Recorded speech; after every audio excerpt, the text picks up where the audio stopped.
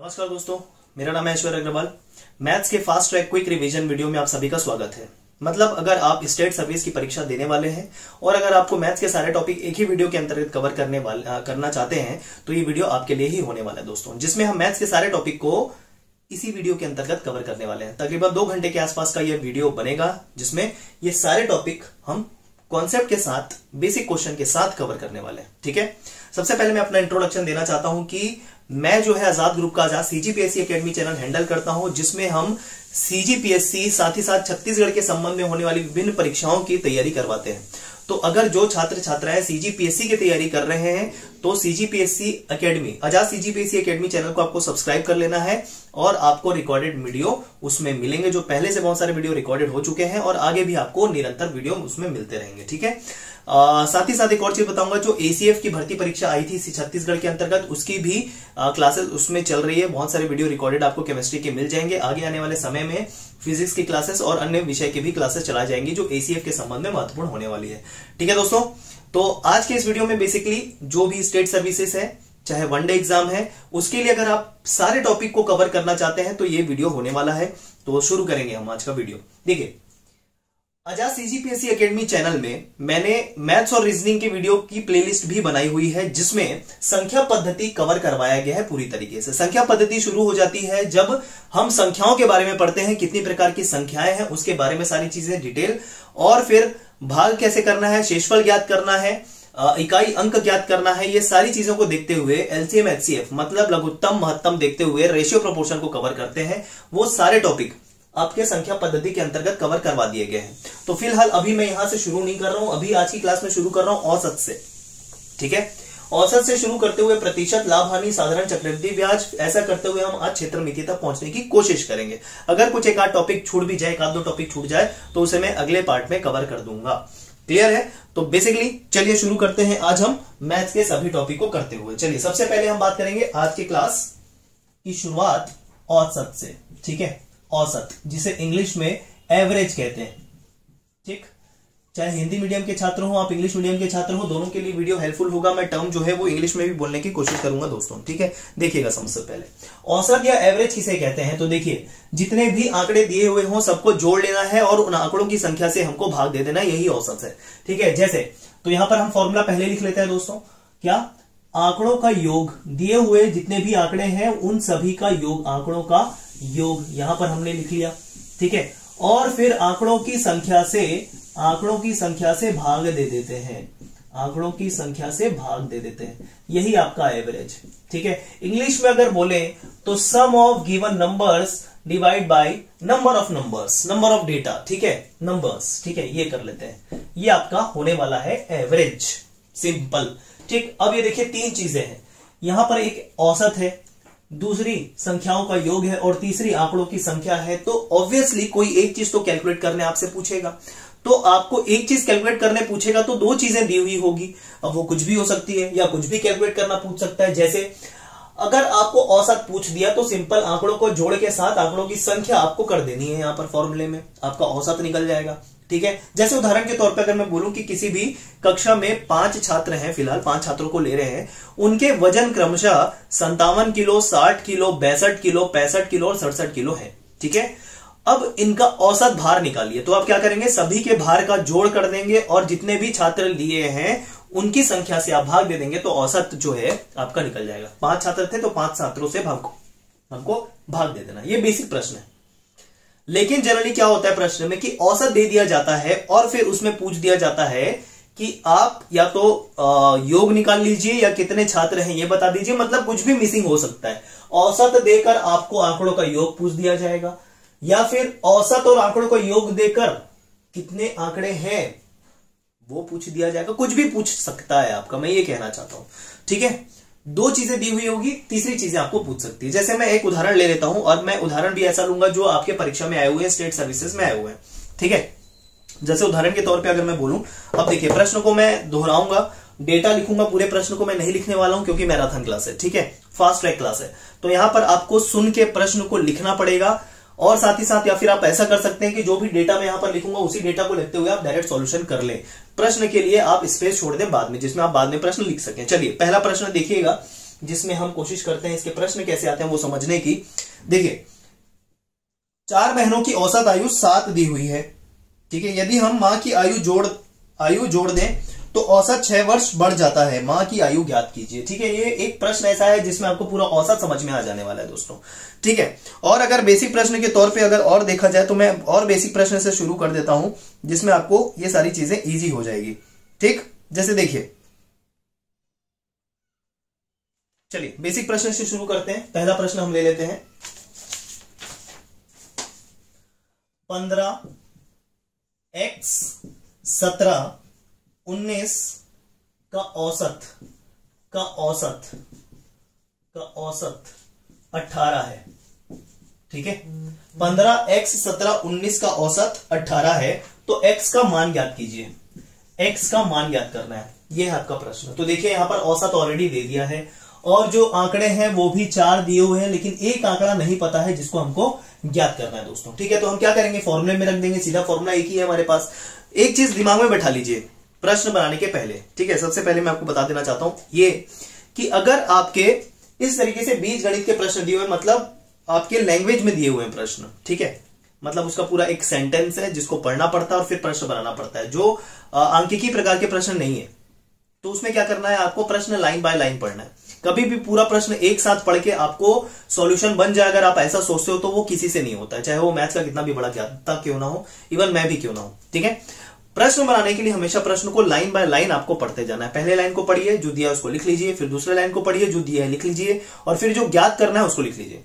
फिर जो ज्ञात करना है वो कैसे निकल सकता है इस बारे में सोचिएगा, या जो टॉपिक है उसके संबंध में फॉर्मूला क्या है वो ध्यान में रखिएगा। जैसे औसत का अगर प्रश्न आ जाए तो औसत में तो एक ही है आपके पास फॉर्मूला, वो है औसत बराबर आंकड़ों का योग बराबर बटे आंकड़ों की संख्या, इसके अलावा तो कुछ होगा नहीं, तो यही लगेगा अल्टीमेटली, ठीक है। तो इस तरीके से अगर आप सोचें, दिए हुए आंकड़े को लिख लें, ठीक है, गिवन डेटा को लिख लें, और फिर क्या ज्ञात करना है उसके लिए अरेंजमेंट क्या होना चाहिए वो अगर कर लें तो आपका 50% प्रश्न हल हो जाता है। उसके बाद सिर्फ कैलकुलेशन का काम बन जाता है दोस्तों। तो देखिए कैसे करेंगे। सबसे पहले फॉर्मूला एक ही है कि एवरेज बराबर औसत बराबर जो संख्याओं का योग है और उनकी जो संख्या है वो होनी चाहिए, ठीक। तो देखिए औसत यहां पर दिया हुआ है 18, योग आपका करना है दिए हुए आंकड़ों का, तो दिए हुए आंकड़े इतने सारे हैं हमारे पास, तो कर लीजिए योग 15 धन x धन 17 धन 19, ठीक है। और आंकड़ों की संख्या के तौर पे गिन लेना है कितने आंकड़े हैं, 1 2 3 4 आंकड़े हैं यहां पर। तो इस तरीके से ये प्रश्न बन जाएगा, x का मान आपको निकाल लेना है, ठीक है दोस्तों।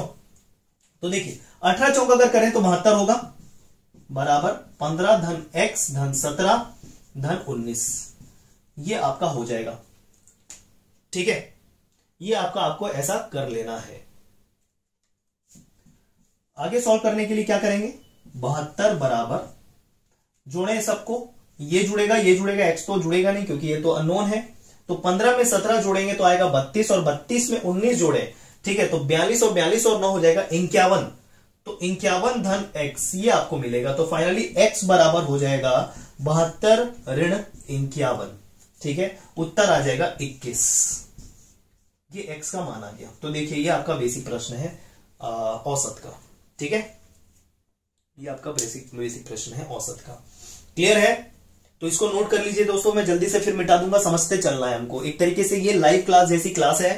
हाँ, डाउट तो नहीं पूछ पाओगे डाउट, लेकिन कमेंट बॉक्स में आप छोड़ सकते हो, बिल्कुल आपको वो चीजें मैं क्लियर करूंगा। फिर से एक और वीडियो पार्ट बना दूंगा डाउट क्लासेस को लेकर, जो भी आपके डाउट आएंगे। फिलहाल ये आपका बेसिक प्रश्न है जिसको आपको कर लेना है, कर लीजिए इसको नोट, ठीक है, जिसमें फिर आगे का प्रश्न हम देखेंगे।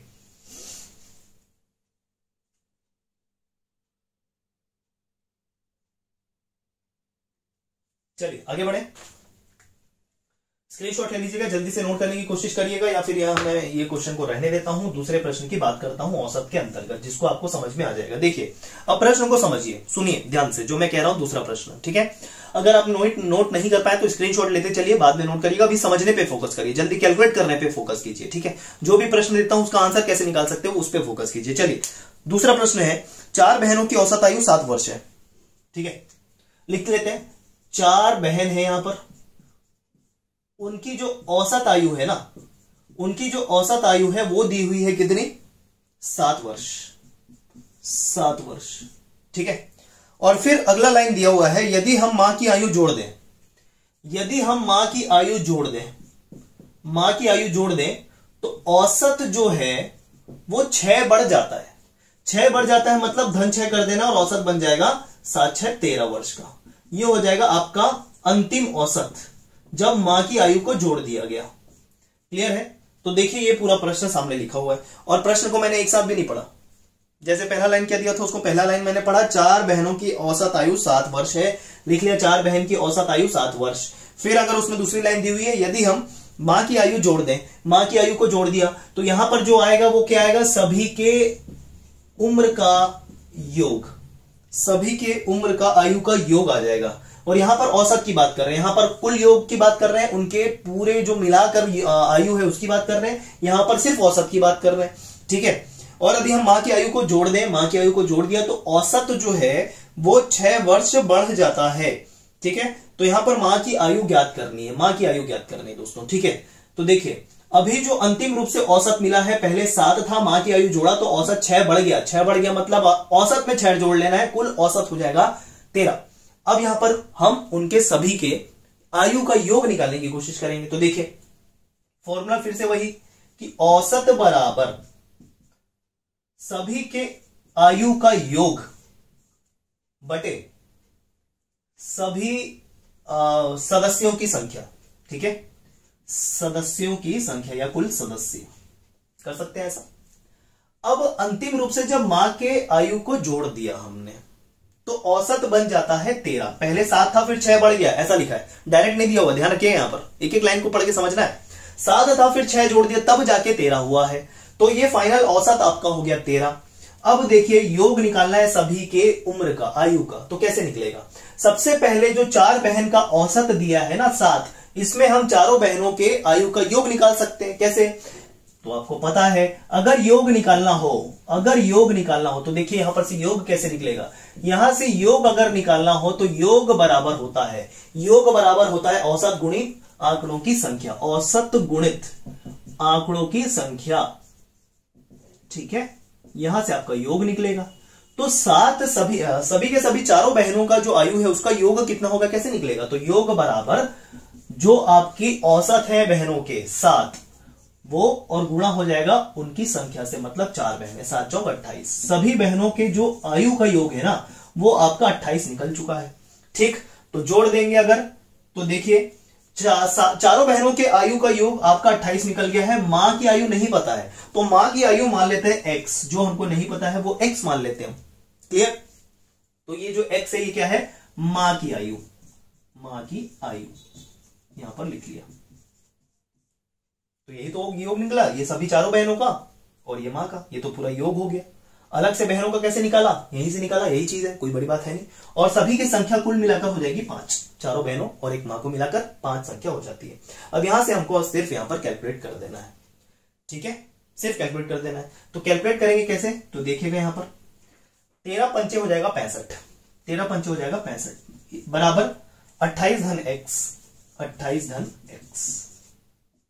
ठीक है, तो x बराबर हो जाएगा 65 में 28 जब आप घटा देंगे, 65 में जब आप x घटा देंगे तो ये आपका आ जाएगा x का मान। क्लियर है?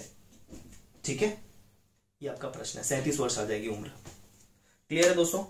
तो ये थी औसत का बेसिक प्रश्न जिसमें हमको इंडिविजुअली कैलकुलेट करना होता है। जितने सदस्य दिए हुए हैं उनका औसत दिया है तो उनका सम निकाल लीजिए, योग निकाल लीजिए, और जिसका भी नहीं दिया उसको अलग से x या y करके लिख लीजिए। ठीक है, जैसा कि हम सभी को पता होगा कि अगर कोई भी चीज हमको नहीं मालूम होती है तो उसको हम x मान लेते हैं, तो वही मैंने किया हुआ है। ठीक है, ये आपका एक बेसिक प्रश्न और बन जाता है। ठीक है, वैसे तो बहुत सारी वैरायटी है लेकिन मैं आपको बेसिक प्रश्न बता रहा हूं जो एग्जाम में पूछ ले जाते हैं और इसके आधार पर ही प्रश्न आपके बन जाएंगे। अगर आप ये कॉन्सेप्ट 2-4 प्रश्न और ध्यान में रख लीजिएगा, बनाकर देख लीजिएगा कि बन रहे हैं नहीं बन रहे। ठीक है, चलिए, तो ये था औसत, आपका ये टॉपिक है बेसिक जिसमें हमने कवर किया। क्लियर?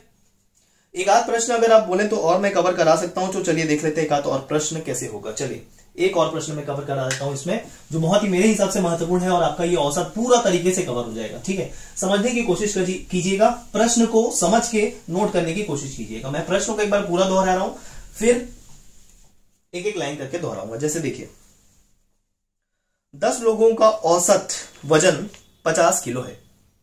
ठीक, लिखते जाता हूं, अगर आप प्रश्न लिखना चाहे तो भी लिख लीजिए। 10 लोगों का 10 सदस्यों का औसत वजन, यहां पर औसत लिख लेता हूं, यहां पर औसत लिख लेता हूं, 50 किलो है। ठीक, ये पहली लाइन। दूसरी लाइन लिखे, अगर एक व्यक्ति ग्रुप में और आ जाता है, यदि एक व्यक्ति उस ग्रुप में और आ जाता है तो एवरेज 1 बढ़ जाता है। ठीक है, मतलब अभी 10 है, एक और जोड़ दिए, एक व्यक्ति या एक सदस्य और जोड़ दिया उस ग्रुप में, और ऐसा करके एवरेज 1 बढ़ जाता है, तो एवरेज में बढ़ाएंगे 1। ठीक है, एक सदस्य के बढ़ने से एवरेज 1 बढ़ जाता है, तो अब देखिए कुल एवरेज हो जाएगा 51 किलो। ठीक है, कुल आपका जो एवरेज है वो बन जाएगा 51 किलो, क्योंकि एवरेज में बढ़ाने बोला था। और कुल कितने सदस्य हो गए? 11 सदस्य हो गए। ठीक है, अब प्रश्न क्या पूछ लिया गया है? प्रश्न पूछ लिया गया है कि जो नया पर्सन आया है, नया व्यक्ति आया है ग्रुप में, उसका भार कितना है। इस नए व्यक्ति का, ये जो नया व्यक्ति है, इसका भार कितना होगा, ये पूछ लिया गया है। सेम वैसा ही प्रश्न है दोस्तों, सेम वैसे ही प्रश्न है।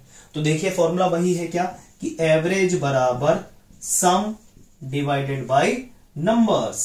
ठीक है, अब अलग अलग कर देते हैं। देखिए शुरू के 10 लोगों का तो औसत हमको पता है ना, वैसा भी कर सकते हैं, या फिर आप क्या कर लीजिए, 11 सदस्यों को औसत निकाल लीजिए, कुल योग निकाल लीजिए, क्योंकि 51 किलो पता है औसत, और 11 सदस्य हैं, तो सभी का मिलाकर आपका क्या हो जाएगा, कुल सभी सदस्यों का भार, और 10 सदस्यों के भार से उसको घटा दीजिए, आपका इस नए पर्सन का जो भार है वो पता चल जाएगा, जो नया व्यक्ति आया उसका भार पता चल जाएगा। या फिर इस तरीके से जो करना चाहते हैं कॉन्सेप्ट समझते हुए, तो देखिए कैसे हो रहा है। 51 कर दीजिए जो आपका अंतिम औसत है, बराबर, ठीक, सम में सभी लोगों का सम होना चाहिए, मतलब 10 लोगों का तो पता है पहले से, कितना है 50, फिर 11वें का नहीं पता, तो 10 लोगों का मिला के आपका योग कितना आ जाएगा बताइए। तो योग बराबर होता है औसत गुणित जितने भी सदस्य हैं वो। तो देखिए औसत बराबर, सॉरी, योग बराबर कुल यहां पर आपके 10 सदस्य हैं और इनका औसत 50 दिया हुआ है, तो यहां पर ये आ जाएगा 500 किलो। शुरू के जो 10 सदस्य हैं ना, उनका सभी का मिलाकर जो योग है भार का, वो 500 किलो आ गया। तो ये 10 लोगों का पहले लिख लिया मैंने, ये 500 किलो। ठीक है, ये 10 लोगों का पहले लिख लिया मैंने 500 किलो, ये 10 लोगों का है, प्लस 11वां जो है, 11वां जो है उसका नहीं पता, तो क्या मान लिया, x मान लिया, उसका वजन अकेला नहीं पता, अकेला उसका वजन नहीं पता, औसत 1 बढ़ जाता है बोला, तो प्लस x कर लिया, और कुल सदस्य यहां पर कितने हो गए, 11 हो गए, ये आपने कर लिया।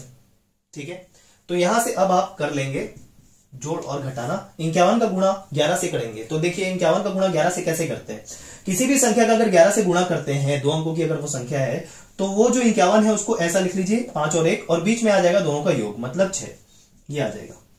ठीक है, ये आ जाएगा, 5 को लिख लीजिए अलग, 1 को लिख लीजिए अलग, और बीच में क्या आ जाएगा, इन दोनों का योग, 5 और 1 6। ये कब होता है, जब हम 11 से किसी संख्या का गुणा करते हैं, 2 अंकों की संख्या का, तब ऐसा आता है। तो 11 का गुणा जब हम 51 से किए तो आ गया 561, 561 बराबर 500 धन x, तो x बराबर आ जाएगा 561 ऋण 500, मतलब 61 किलो। तो जो नया व्यक्ति आया था दोस्तों, उसका जो वेट था वो था 61 किलो। क्लियर है? तो ये बेसिक आपके प्रश्न है जिसको आपको ध्यान में रखना है। ठीक, क्लियर है? तो ये था औसत, जिसमें आप अगर ये 3 प्रश्नों को भी ध्यान से समझ के कर लें तो ये आपका पूरा पूरा औसत बन जाएगा, मतलब जो भी प्रश्न जिस तरीके से भी पूछा जाएगा वो आपसे बन जाएगा। ठीक है, और अगर 3-4 प्रश्न अपनी तरफ से भी देखना चाहते हो तो देख लीजिएगा, अब आपके इसके बाद समझ में आ जाएगा दोस्तों। ठीक है, तो ये था औसत टॉपिक। चलिए हम आगे बढ़ते हुए, ठीक है, इसको नोट कर लीजिए, स्क्रीनशॉट ले लीजिए, जो भी आपको जैसा भी ठीक लगे, फिर हम आगे बढ़ने की कोशिश करेंगे, अगला टॉपिक देखेंगे। ये हो गया औसत आज का।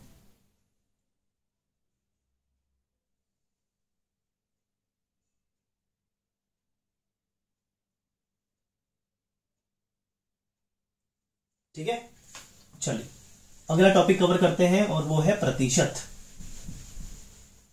प्रतिशत की भी काफी बेसिक क्वेश्चंस मैं कराऊंगा, जो आपको एग्जाम में बन जाए, ऐसी कोशिश करूंगा मैं।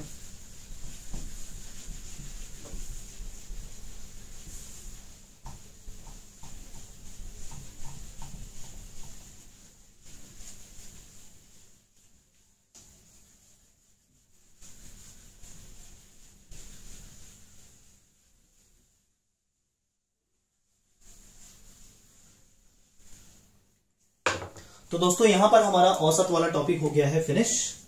इसके बारे में संख्या पद्धति को कैसे करने में बताऊंगा। अब हम करने वाले हैं प्रतिशत। हेडिंग कर लेंगे आप क्या, प्रतिशत। ठीक है,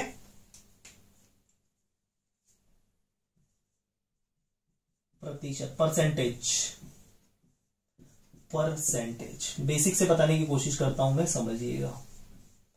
ठीक है, प्रतिशत को अगर दो भाग में डिवाइड करें तो ये होता है एक प्रति और ये होता है शत। ठीक है, प्रति का मतलब होता है पर, मतलब हर एक के पीछे। प्रति मतलब हर एक उसके पीछे कितना। ये ऐसा, जैसे मैंने बोलूं प्रति 10 व्यक्ति आपको खर्च आने वाला है 1000 रुपए। तो इसका क्या मतलब समझते हैं कि जितने भी लोग हैं, हर 10 लोगों के पीछे 1000 रुपए लगेगा। और फिर कुल अगर मान लो 100 लोग हैं तो आप क्या कर लेंगे, प्रति 10 व्यक्ति के हिसाब से 10 ग्रुप बनेगा 10-10 का, और फिर एक ग्रुप के पीछे 1000 रुपए का खर्च मैंने बोला तो आप कैलकुलेट कर लेंगे। तो प्रति मतलब हर एक उतने के पीछे कितना। तो प्रति मतलब आपको पता है पर। शत मतलब होता है 100। शत मतलब होता है 100, मतलब प्रति 100 के पीछे क्या होने वाला है मान, यही प्रतिशत है। ठीक है, जैसे अगर मैं बोलूं कि 1000 का 20% कितना होगा, 1000 का 20% कितना होगा। ठीक है, तो ये 20% है, मतलब हर 100 के पीछे 20 है होना चाहिए। हर 100 के पीछे 20 होना चाहिए, लेकिन 1000 है, 100 नहीं है, 1000 है। तो 1000 के पीछे कितना 20 आएगा, 100 के पीछे 20। प्रतिशत का मतलब वही कि 100 के पीछे 20, 100 के पीछे 20, तो 1000 के पीछे कितने 20 आएंगे। तो आपको देखना है कि कितने 100 होते हैं 1000 में। बोलोगे 10। कैसे कि 10 गुणित 100 करेंगे तभी तो 1000 आता है। और 100 के पीछे 20 है, तो 10 100 के पीछे कितने आएंगे, 200। 100 के पीछे 20 है ना, तो आपके 10 100 है, 10 100 मिलाकर 1000 बनते हैं। ठीक, तो 10 100 के पीछे 10 ठो 20 आएगा, तो ये जाएगा 200। ये बेसिक है, समझाने के लिए डेफिनेशन की प्रतिशत होता क्या है। क्लियर। तो अब देखिए एक चीज समझिए, मैं जो भी चीज बता रहा हूं उसको आपको ध्यान में रखना है। सबसे पहले आप मुझे अगर बताएं या मैं आपसे पूछूं कि अगर आप 100 का कुछ भी प्रतिशत आपसे पूछा जाए तो क्या बता पाओगे, तो आपका आंसर होना चाहिए यस। जैसे कोई संख्या 100 दी हुई है, और आपको यह भी चीज पता होगा कि प्रतिशत भी हम जनरली 100 में ही देखते हैं। ठीक है, 1% से लेकर पूरे 100% अगर जाते हैं, तो 100 का कितना भी प्रतिशत पूछ लिया जाए, जैसे अगर मैं बोलूं कि भैया आप 100 का 1% कितना होगा बताइए, तो आप बोलोगे 1 ही होगा। देखिए दो चीजें होती है, एक प्रतिशत होता है और एक मान होता है, वैल्यू। ठीक है, वैल्यू। ठीक है, और ये जो पूछ रहा हूं मैं, ये परसेंटेज पूछ रहा हूं। ठीक, ये प्रतिशत है और ये मान है, दोनों में अलग अंतर समझिएगा। और यहां पर जो डेटा दिया हुआ है, ये आंकड़ा दिया हुआ है 100 ही है। ठीक, बेसिक समझाने की कोशिश करो। 100 का 1% आप बोलोगे 1 ही होगा।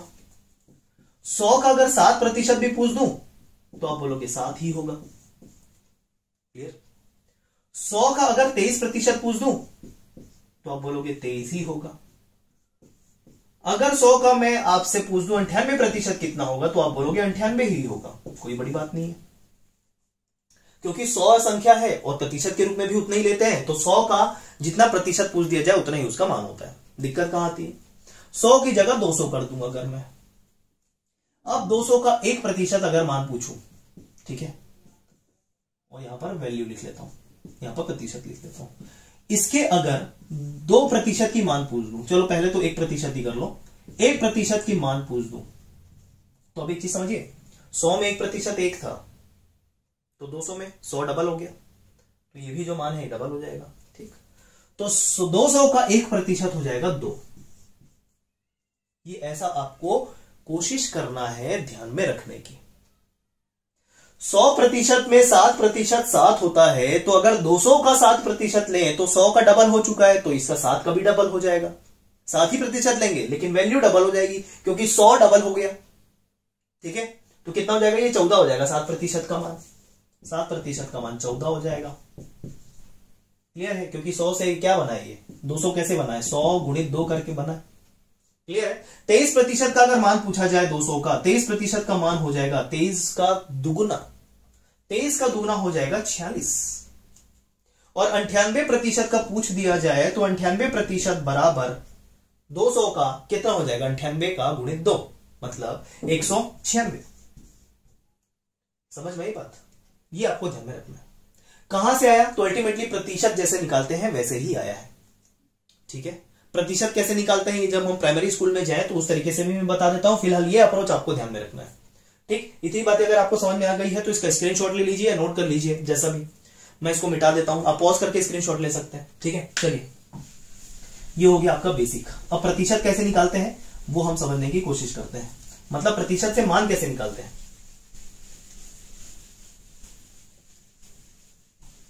ठीक है, वही एग्जांपल लेके बताऊंगा मैं आपको। जैसे देखिए, जैसे मैंने बोल दिया कि भैया 100 का 23% निकालिए, उसका मान बताइए। तो आप क्या करेंगे स्कूल के हिसाब से 100 गुणित 23 बटे 100। मतलब जब प्रतिशत से मान बताना है, वैल्यू बतानी है तो प्रतिशत हटाना होता है, और प्रतिशत हटाते हैं जब तो बटे में 100 लिख देते हैं। जब प्रतिशत हटाते हैं, ध्यान से रुकिएगा, note point number 1। Note point number 1, जब प्रतिशत हटाना हो तब 100 का भाग करना। दूसरा, यदि प्रतिशत में मान लाना हो तब 100 का गुणा करना।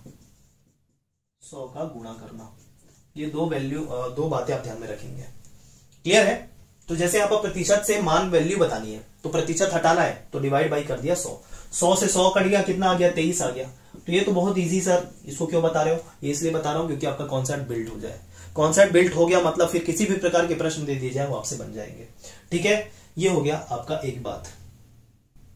ठीक है, अब अगर उल्टा पूछूं मैं कि 23 100 का कितना प्रतिशत है, मतलब ये दूसरा पॉइंट, कितना प्रतिशत है, मतलब प्रतिशत में मान बताना है, प्रतिशत बताना है आपको। तो देखिए वैल्यू यहां पर दी हुई है 23, किसका 100 का पूछ लिया। 100 का 23 कितना प्रतिशत है। ठीक है, तो 100 का गुणा करना पड़ेगा, ये आपको बोला है। ठीक, तो देखिए कैसे होगा ये। यहां पर 100 का ये ऐसा पूछा है। ठीक है, 100 का 23 मतलब जिससे कंपेयर कर रहे हैं वो नीचे, अब ये भाग नहीं कर रहा हूं, ये अलग चीज है, समझिएगा यहां पर। ठीक है, यहां पर ये गुणा, यहां पर ये देखिए 100 जो है वो 23 का कितना है। ठीक है, ये पूछा हुआ है, तो 23 ऊपर 100 नीचे। जिससे कंपेयर करने बोलता है वो नीचे होता है, और जिसके बारे में पूछा वो ऊपर होता है। ये मैं आगे और स्पष्ट रूप से बताऊंगा। अब देखिए प्रतिशत जब लाना है तो आप 100 का गुणा करेंगे। यहां पर ये अलग चीज है दोस्तों, यहां पर 100 का भाग नहीं किया, यहां पर कंपैरिजन किया हुआ है। गुणा कहां किया? यहां पर, जो यहां पर भाग किया था वहां पर गुणा किया। तो बोलोगे तो मतलब तो वही है। यहां पर सेम इसलिए होता दिख रहा है क्योंकि आंकड़ा 100 है और प्रतिशत भी 100 में लिए जाते हैं। ठीक है, जैसे अगर मैं आपको एक एग्जांपल दे दूं दूसरे ही नोट पॉइंट को ध्यान में रखते हुए, कि अगर बोलूं कि 75 का कितना प्रतिशत है, कितना प्रतिशत पूछा है ना, प्रतिशत में मान चाहिए, आंसर चाहिए। तो आपको दूसरा नोट पॉइंट ध्यान में रखना है। तो देखिए 25 रहेगा ऊपर, क्योंकि 25 के बारे में पूछा है कि वो कितना है। किससे कंपेयर करना है? 75 से कंपेयर करके पूछा है, तो 75 कहां जाएगा? नीचे। बात समझ में आ गई आपको? देखिए, ठीक है, तो यहां पर 100 वाला हिसाब नहीं है, यहां कंफ्यूजन इसलिए हो रहा है क्योंकि दोनों 100 लिया हुआ है। तो यहां पर 25 को 75 से कंपेयर किया और गुणा कर दिया 100 से, क्योंकि प्रतिशत चाहिए। क्लियर? तो अब यहां पर आप कैलकुलेट कर लीजिए कि भैया ये 25 दिया 75 हो जाएगा, बटे 100 बटे 3 हो जाएगा, और यहां से आंसर आ जाएगा 33.33%। ये आपका है 25, 75 का 33.33% है। ठीक, अब यहीं पर अगर एग्जांपल लूं कि भैया 200 का 23%, 200 का 23%, जैसे कि मैंने वो एग्जांपल लिया हुआ था, तो यहां कैसे आएगा? का मान बताना है। 200 का 23% कितना होगा? मान बताना है, प्रतिशत हटाना है। तो क्या करोगे आप? क्या करोगे?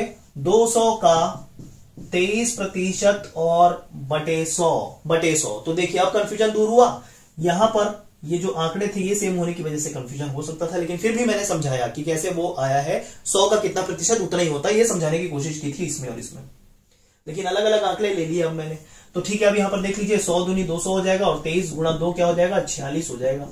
आ गया? क्लियर? तो जब आप प्रतिशत हटा के वैल्यू बताना है, अगर आपको बिना प्रतिशत के मान बताना है, तो आपको 100 से भाग देना है उस संख्या के जिसमें प्रतिशत लगा हुआ है, उसके नीचे भाग देकर। ठीक है, और 25 75 का कितना प्रतिशत है, तो इसके लिए क्या करना है? जिस भी वैल्यू के बारे में पूछा है कि वो कितना प्रतिशत है वो ऊपर आएगा, और जिससे कंपेयर करके पूछा है कि उसका कितना है तो किसका 75 का, तो 75 नीचे आएगा और गुणा 100, क्योंकि मैंने लिखा यहां पर प्रतिशत अगर चाहिए तो गुणा 100 करना पड़ेगा और फिर कैलकुलेट कर लीजिए, आंसर आ जाएगा। ये बेसिक आपका स्कूल का है, ठीक है, जिसको मैंने बताया, ठीक है, समझ लीजिए, नोट कर लीजिए, वही सारी चीजें हैं। चलिए आगे बढ़ते हैं दोस्तों। वैसे तो ये प्रतिशत और प्रॉफिट लॉस जो है आपका लाभ हानि जो है बहुत बड़ा टॉपिक है, लेकिन मैं कम से कम समय में इसको तैयार करवाने की कोशिश कर रहा हूं, आपको समझिएगा इतने बेसिक को करते हुए, ठीक है। अब जैसे कि मैंने 100 के बारे में पूछ दिया था, अब मैं मान कम कर रहा हूं। जैसे 10 के बारे में पूछूं कि एक मान आपका 10 दिया हुआ है, 100 नहीं दिया हुआ। 100 के 1% का मान बताइए, 100 के 1% का मान बताइए। चलिए 1% अगर टफ हो रहा है तो पहले 10% का मान बता दीजिए।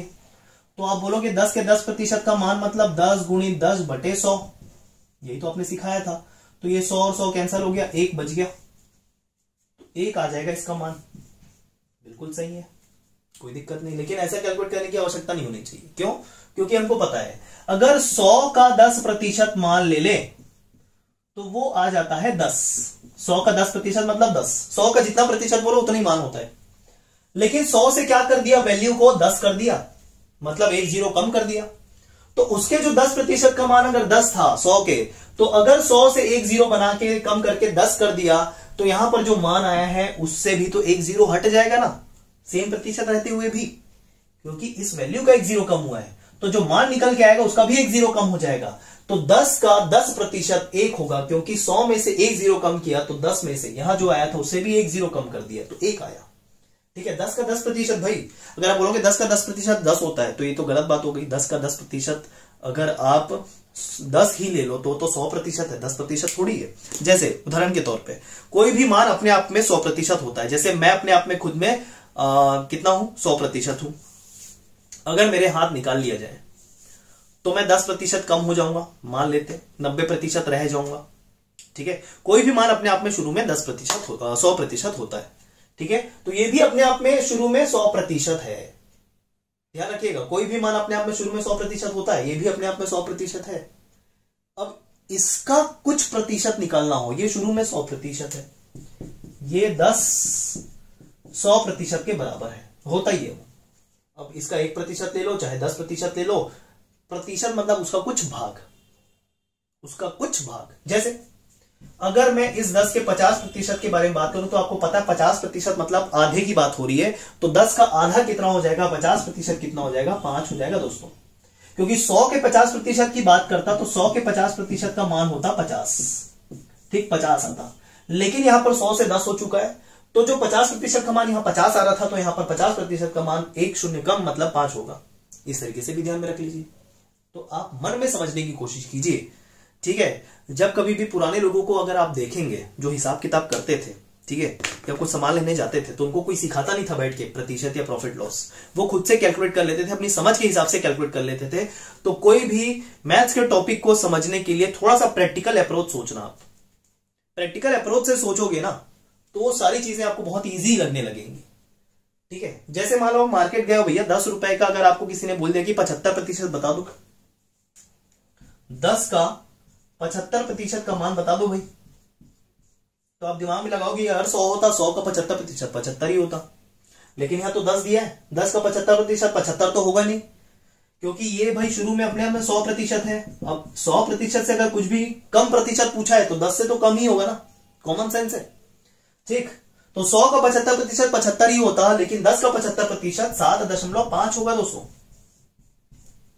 ये कॉन्सेप्ट मैं समझाने की कोशिश कर रहा हूं आपको। अगर ये समझ में आ गया है तो आपको अच्छा हो जाएगा, मतलब अच्छा ही रहेगा। ऐसा नहीं है कि प्रश्न नहीं बनेगा, लेकिन ये अच्छा हो जाएगा प्रतिशत पढ़ने के लिए। ठीक है, जैसे फिर से मैं अगर बोल दूं कि 10 का 83% का मान बताइए, तो आपके दिमाग में फटाक से आना चाहिए 8.3%। ये आपको दिमाग में आना चाहिए, क्योंकि 100 का 83% पूछता तो 100 का 83% दोस्तों होता 83, लेकिन 100 से बन गया है 10, एक शून्य कम, तो इसका एक शून्य कम मतलब 1 दशमलव लगा देना। तो 8.3 हो गया। माफ कीजिए, प्रतिशत नहीं, मान है ना, तो 8.3। 10 का 83% मतलब 8.3 मान। क्लियर है? तो ये बेसिक मैंने समझाने की कोशिश की कि किसी भी मान का प्रतिशत कैसे हम बिना कैलकुलेट किए निकालें, वो आपका समझिए। वही अगर मैं कुछ बोल दूं कि भैया 20 का 23% निकालिए, 20 का 23% निकालिए। जैसे 200 का 23% पूछा था, 20 का पूछ दिया। समझ रहे हैं? तो ये जो 20 है ये खुद में अपने आप में 100% है, तो इसके 23% का मान ऑब्वियसली इसके 23% का मान 20 से तो कम ही आएगा। ठीक, जब आपने 200 का 23% निकाला था तो 46 आया था।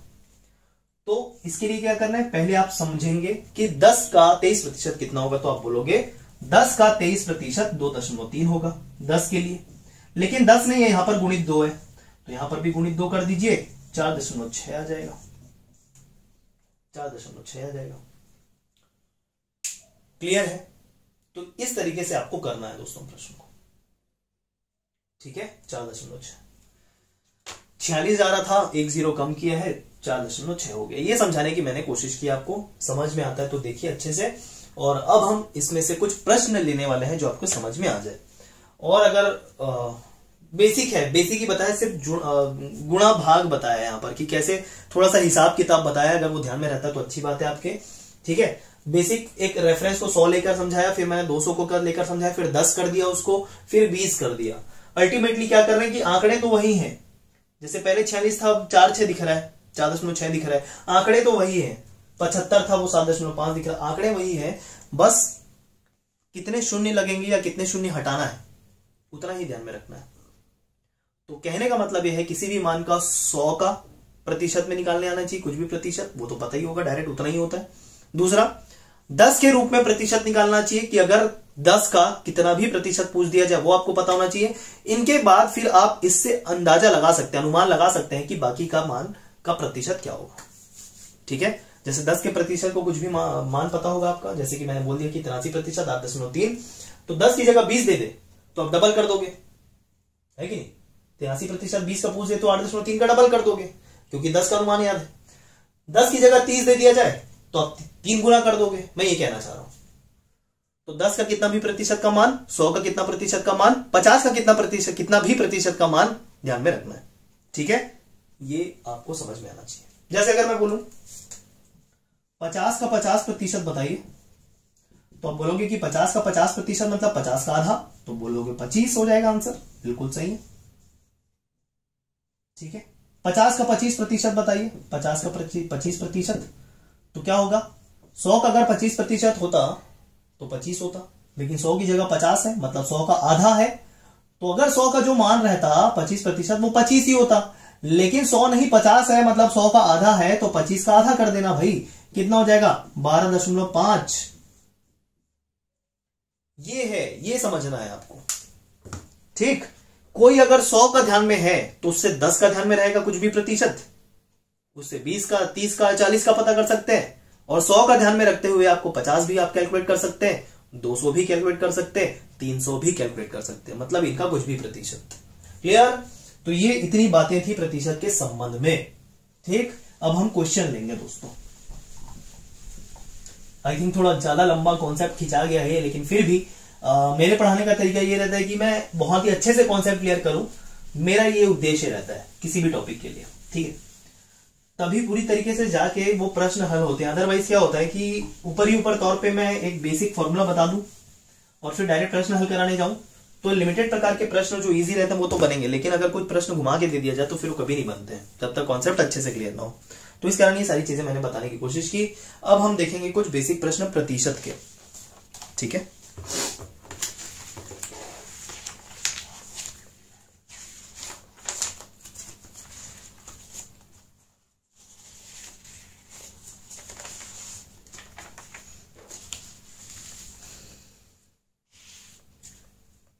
चलिए देखिए, जैसे प्रश्न ले रहा हूं, 28%, माफ कीजिए, 450 का 28%, 450 का 28%, धन 280 का 45%। अब एक और चीज बता रहा हूं, ध्यान से सुनिएगा। ये निकालना है तो अब क्या करोगे, कन्वेंशनली अगर सॉल्व करें तो ये हो जाएगा 450 का 28%, मतलब हटाना है, मान बताना है, तो ये आ जाएगा भाग 100 क्योंकि प्रतिशत हटा दिया। और फिर 280 का 45%, मतलब भाग 2 भाग 100 कर दिया, तो ये हो जाएगा। अब इसको हम कैलकुलेट कर लेंगे तो आंसर आ जाएगा। तो एक चीज देखिए, इससे जो मान मिलेगा और इससे जो मान मिलेगा, इससे जो एक मान आएगा मान लेते हैं x, और इससे सॉल्व करने से एक मान आएगा वो y। तो आपको ये चीज बताना है कि ये जो x इसका मान आएगा और इसका जो मान आएगा y, वो एक ही होंगे या अलग अलग होंगे। तो एक चीज समझिए, देखिए यहां पर 450 दिख रहा है और यहां पर 28 दिख रहा है, यहां पर 280 दिख रहा है और 45 दिख रहा है। आंकड़े तो सेम नजर आ रहे हैं कि नहीं आ रहे। और प्रतिशत कैलकुलेट करना मतलब क्या, दो आंकड़ों का गुणा करके 100 से भाग दे देना, दो आंकड़ों का गुणा करके 100 से भाग दे देना, यही तो है। एक और चीज बता रहा हूं, नई चीज। तो देखिए 450 28, 280 45, दोनों का गुणा करेंगे सेम आएगा या अलग अलग आएगा? तो आप बोलेंगे सेम आएगा। क्यों सेम आएगा? क्योंकि जितने शून्य दिए हैं उतना ही शून्य लगा हुआ है, मतलब आंकड़ों की संख्या नियत है, दोनों में कांस्टेंट है। 450 है, हालांकि यहां पर 45 है, लेकिन इसका जो शून्य है 280 को तो मिल गया क्योंकि यहां तो 28 था। तो जितने जीरो लगे हैं, एक जीरो यहां पर भी देखने को मिल रहा है, और बाकी उसके अलावा 28 है 28 है 45 है 45 है। तो 445 का 28 के साथ गुणा या 280 का गुणा 45 के साथ करें तो एक ही मान आएगा, और 100 से भाग देना मतलब एक ही। मतलब एक चीज आप कैलकुलेट कर लें तो दूसरा वही होगा, और दोनों को जोड़ देंगे तो आंसर आ जाएगा। क्लियर है? तो ऐसा बनेगा आपका, ठीक। तो यहां पर से कैलकुलेट करके क्या हो जाएगा, तो देखिए दोस्तों, ये 100 से कैलकुलेट करेंगे तो ये 4.5 हो जाएगा भाग देने पे, और गुणित 28। तो 4.5 का गुणा 28 के साथ कर लेना, मतलब 45 गुणित 28 कर लेना और एक दशमलव लगा देना। तो इससे जो भी आंसर आएगा, इससे जो भी आंसर आएगा वही आंसर उसका हो जाएगा। ठीक है? क्लियर है? तो इस तरीके से ध्यान रखिएगा। जब आप कैलकुलेट करेंगे 4.5 का 28 के साथ, तो ये तकरीबन 126 आएगा। ठीक है? 126। तो ये अगर 126 आया तो ये भी 126 ही आना है, ये तो मैंने बता रखा है। और 126 को 126 में जोड़ोगे तो आपका आ जाएगा क्या, 252। ये आपका उत्तर हो जाएगा। क्लियर है? ठीक। तो इस तरीके से आपको ध्यान में रखना है। Percentage is nothing but, value of percentage is nothing but multiplying to values. प्रतिशत कैलकुलेट करना कुछ और नहीं, दो संख्याओं का गुणा करके 100 से भाग दे देना है, ये कहना चाह रहा हूं।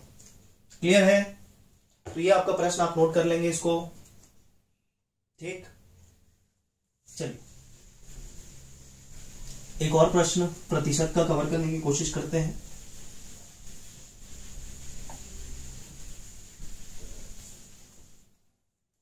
जो अक्सर एग्जाम में इस प्रकार के प्रश्न पूछ लिए जाते हैं।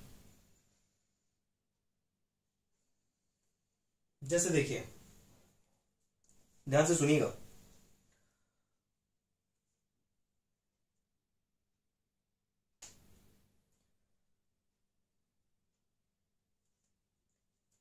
एक व्यक्ति द्वारा, प्रश्न ले रहे हैं, एक व्यक्ति द्वारा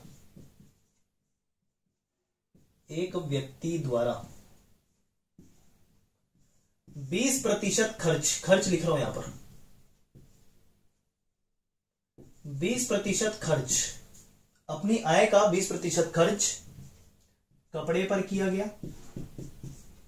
ठीक है?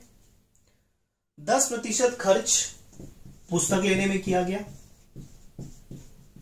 अपनी आय का बोल रहे हैं ना, आय का लिख देते हैं, आय का उतना प्रतिशत, आय कितना नहीं पता भी।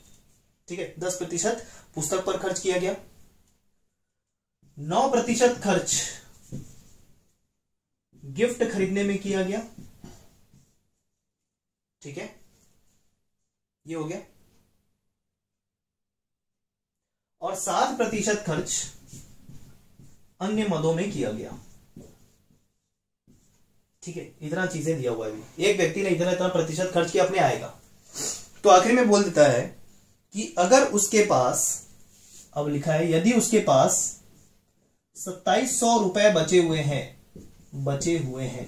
खर्च करने के बाद, है ना, बचे हुए हैं खर्च के बाद यदि उसके बाद खर्च करने के बाद 2700 रुपए बचे हुए हैं, तो उसकी आय क्या होगी? उसकी आय क्या होगी, ये आय बताना है आपको, ठीक है। और इतने पैसे जो है वो बचे हुए हैं, खर्च करने के बाद बचे हुए बैलेंस है। तो देखिए प्रतिशत में कितना खर्च किया हुआ दिया है, लेकिन पूछ लिया है कि उसकी आय कितनी थी, कुल आय में से ही तो इतना खर्च किया है, लेकिन कंपेयर करने की वैल्यू कितना खर्च किया वो नहीं दिया हुआ है, कितना बचा है वो दिया हुआ है, ठीक। तो अब देखेंगे कितना प्रतिशत कुल खर्च किया उसने। तो 20 में से 10 जोड़ेंगे आ जाएगा 30, और 30 में से 9 जोड़ेंगे आ जाएगा 39, और 39 में 7 जोड़ेंगे तो आ जाएगा 46। 46% उसने कुल खर्च किया है, कुल खर्च 46% कुल खर्च किया हुआ है अपनी आय का। तो अब मुझे बताइए उसके पास कितने पैसे बचेंगे प्रतिशत में। तो आप बोलोगे 54% बचाए हैं उसने। 100% होता है भाई, 46% अगर खर्च है तो 54% बचेगा उसके आय का, है कि नहीं? ये तो सोचने वाली बात ही नहीं है भाई। 100 में से 46 घटा के ही आया 54%, ठीक। अब यही 54% जो बचा हुआ है वो किसके बराबर होगा? 2700 रुपए, क्योंकि ये भी बचा हुआ पैसा है, ये प्रतिशत में बचा हुआ है, ये वैल्यू में बचा हुआ है। तो ये 54% किसके बराबर होगा? 2700 के बराबर होगा, और इससे आय निकाल लेंगे, ठीक है। मान लेते हैं उसकी आय x रुपए होगी, ठीक। x का 54%, x का 54%, ये 54% x का, अब जो प्रतिशत हटा के डिवाइड बाय 100 किया होगा, ये किसके बराबर होगा दोस्तों? 2700 के बराबर होगा, क्योंकि यही तो बैलेंस है, बैलेंस है। और ये जो भी प्रतिशत था ये भी बैलेंस था कि कितना बचा हुआ था। इस तरीके से कंपेयर करते हैं, समान चीजों को समान चीजों से कंपेयर करते हैं। तो कुल आय का ये आपकी x क्या है? उसकी आय है। कुल आय का 54% बचा है। बचा क्यों कैलकुलेट कर रहा हूं? क्योंकि कैलकुलेट करने के, इक्वेट करने के लिए, बराबर करने के लिए बचा हुआ पैसा दिया है, खर्च हुआ पैसा नहीं दिया है। खर्च हुआ पैसा दिया रहता तो मैं 46% को ही ले लेता x का, कि इतने रुपए खर्च हुए हैं और इतना प्रतिशत खर्च हुआ है x का, तो वो ले लेता। लेकिन चूंकि 54% बचा हुआ है खर्च करने के बाद 100 में से, और 2700 रुपए बचा हुआ है खर्च करने के बाद, तो इस कारण मैंने बचे हुए प्रतिशत को बचे हुए पैसे के साथ कंपेयर कर दिया। अब इसको कैलकुलेट कर लूंगा तो x का मान आ जाएगा, ठीक है। तो x का 54% बराबर 2700 के है, ठीक। कैलकुलेट करने जाऊंगा तो x बराबर 2700 गुणित 100 हो जाएगा बटे 54 हो जाएगा, ठीक है। कैसे कैलकुलेट होगा?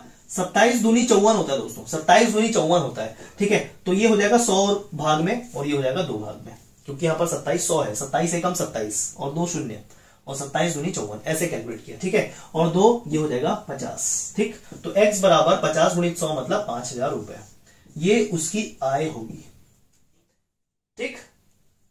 तो ये हो गया आपका इस प्रकार का प्रश्न जो परीक्षा में पूछ लिया जाता है, बहुत इंपॉर्टेंट है, क्लियर, बहुत ही महत्वपूर्ण है। इसको देखिए, नोट करिए।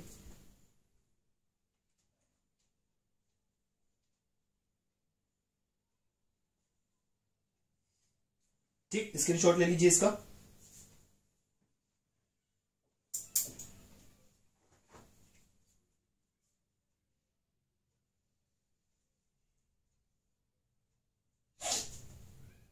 चलिए आगे बढ़ते हैं। वैसे प्रतिशत के बहुत सारी वैरायटी है, मैं जल्दी जल्दी कवर करने की कोशिश करता हूं। स्क्रीनशॉट लेते जाओ, समझते जाओ, ठीक है।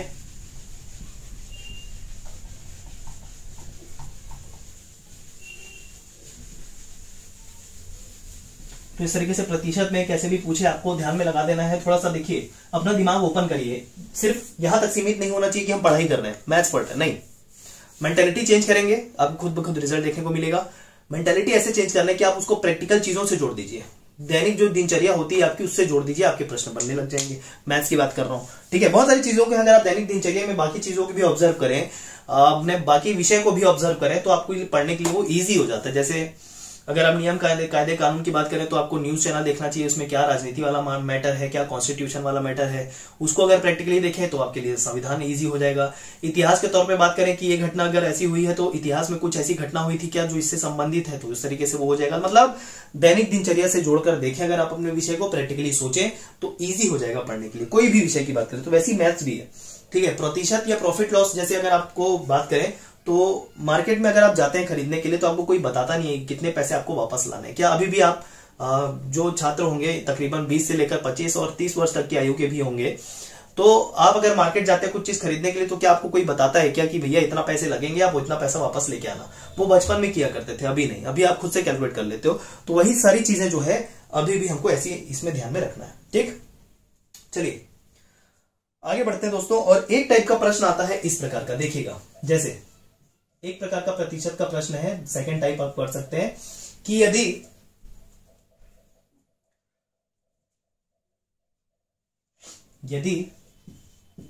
किसी आयत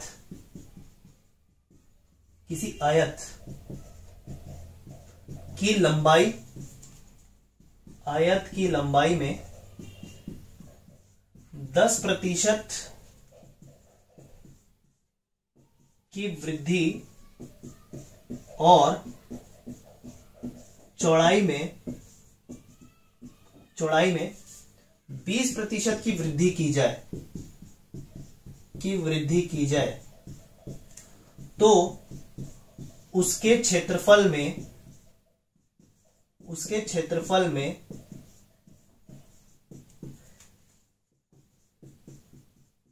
कितने प्रतिशत का अंतर आएगा? कितने प्रतिशत का अंतर आएगा? ये प्रश्न पहचान लीजिए दोस्तों, बहुत ही ज्यादा फेमस है ये। ठीक प्रश्न जो लिखा है मैंने वो आपका चीनी और खपत वाले प्रश्न के लिए भी उपयोग में आता है, चीनी खपत। ठीक है, चीनी और खपत वाला जो प्रश्न होता है कि जैसे अगर मान लेते हैं शुरू में चीनी का जो मूल्य था इतना रुपए पर किलो था, उसके मूल्य में इतने प्रतिशत की वृद्धि हो जाती है और खपत में भी वृद्धि हो जाती है। ठीक है, तो यहां पर मूल्य का मतलब हो गया किसी एक चीज में वृद्धि और खपत मतलब दूसरे चीज में वृद्धि। तो कुल आपके जो पैसे लगेंगे, ठीक है, कुल खर्च में कितनी की वृद्धि होगी या कितने का अंतर आएगा। इस प्रकार के प्रश्न जो है चीनी खपत के लिए भी उपयोग में ले जाते हैं, जिसका मैं फॉर्मूला ध्यान में रखकर बता रहा हूं, उसको ध्यान में रखिएगा। तो ध्यान से रखिए, परसेंटेज परिवर्तन, प्रतिशत परिवर्तन या प्रतिशत अंतर बराबर x प्रतिशत धन y प्रतिशत धन xy प्रतिशत बटे 100। ये आपको फॉर्मूला ध्यान में रखना है कुल प्रतिशत परिवर्तन का, कि किसी एक चीज में वृद्धि फिर दूसरे चीज में भी वृद्धि, तो कुल परिवर्तन कितने का होगा उसके लिए आपका प्रश्न है। ठीक है, ये चीज आप ध्यान में रखें। तो देखिए ये किस किस चीज के लिए लागू होगा, तो देखिए किसी एक क्वांटिटी का गुणा दूसरे क्वांटिटी के साथ हो। ठीक है, किसी एक वैल्यू का गुणा दूसरे वैल्यू के साथ हो और तीसरी चीज मिलती है हमको, वो सब में ये एप्लीकेबल होगा। जैसे शक्कर और मतलब चीनी, शक्कर और खपत में क्या है कि अगर शक्कर का मूल्य 10 रुपए पर किलो है, 10 रुपए पर किलो है और आपने 10 किलो लिया, तो कुल खर्च कितना हो जाएगा? आप बोलोगे 100 रुपए, है कि नहीं? कैसे? 10 रुपए 1 किलो के हिसाब से और 10 किलो लिया तो 100 रुपए का बिल बन जाता है कि नहीं? तो एक चीज का गुणा दूसरी चीज के साथ करें तो तीसरी चीज मिलती है, तो उसके लिए एप्लीकेबल हो जाएगा। वैसे इसमें क्या हुआ, आयत की जो क्षेत्रफल होता है, क्षेत्रफल वो होता है लंबाई गुणित चौड़ाई, लंबाई गुणित चौड़ाई। ठीक है कि नहीं? तो लंबाई गुणित चौड़ाई करने से अगर आप देखें तो लंबाई और चौड़ाई का गुणा करने से क्षेत्रफल प्राप्त होता है, मतलब दो चीजों का गुणा करके आपका तीसरी चीज मिल रही है, तो यही सारी चीजें हैं, तो इसके लिए भी यही एप्लीकेबल है। क्लियर हुआ? तो देखिए x प्रतिशत मतलब किसी एक चीज में परिवर्तन, मतलब देखिए लंबाई में परिवर्तन 10% दिया हुआ है। y मतलब दूसरे चीज में परिवर्तन जो है 20%, चौड़ाई की बात कर रहे हैं। ठीक, ये 10% x का मान हो गया, दूसरा प्रतिशत जो दूसरा मान दिया होगा प्रतिशत में वो दूसरा y का मान हो जाएगा, मतलब 20, और यहां पर x इंटू वाई मतलब 10 गुणा 20 बटे 100। ठीक है, तो जोड़ देंगे 10 और 20 को तो आ जाएगा 30 धन ये हो जाएगा 200 बटे 100, तो 200 बटे 100 मतलब ये 2 बच जाता है, और 30 धन 2 कितना हो जाएगा? 32%। तो कुल परिवर्तन 32% का होगा उस आयत के क्षेत्रफल में।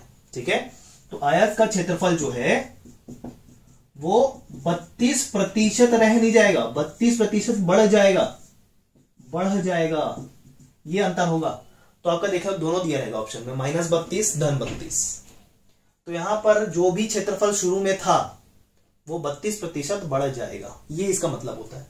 क्लियर है? तो ये था प्रश्न इस प्रकार का, जो चीनी वाले में भी और इस प्रकार के प्रश्नों में भी आपको ध्यान में रखना है। क्लियर है? ठीक है। चलिए आगे बढ़े, स्क्रीनशॉट ले लीजिए, जल्दी हमको कवर करना होगा।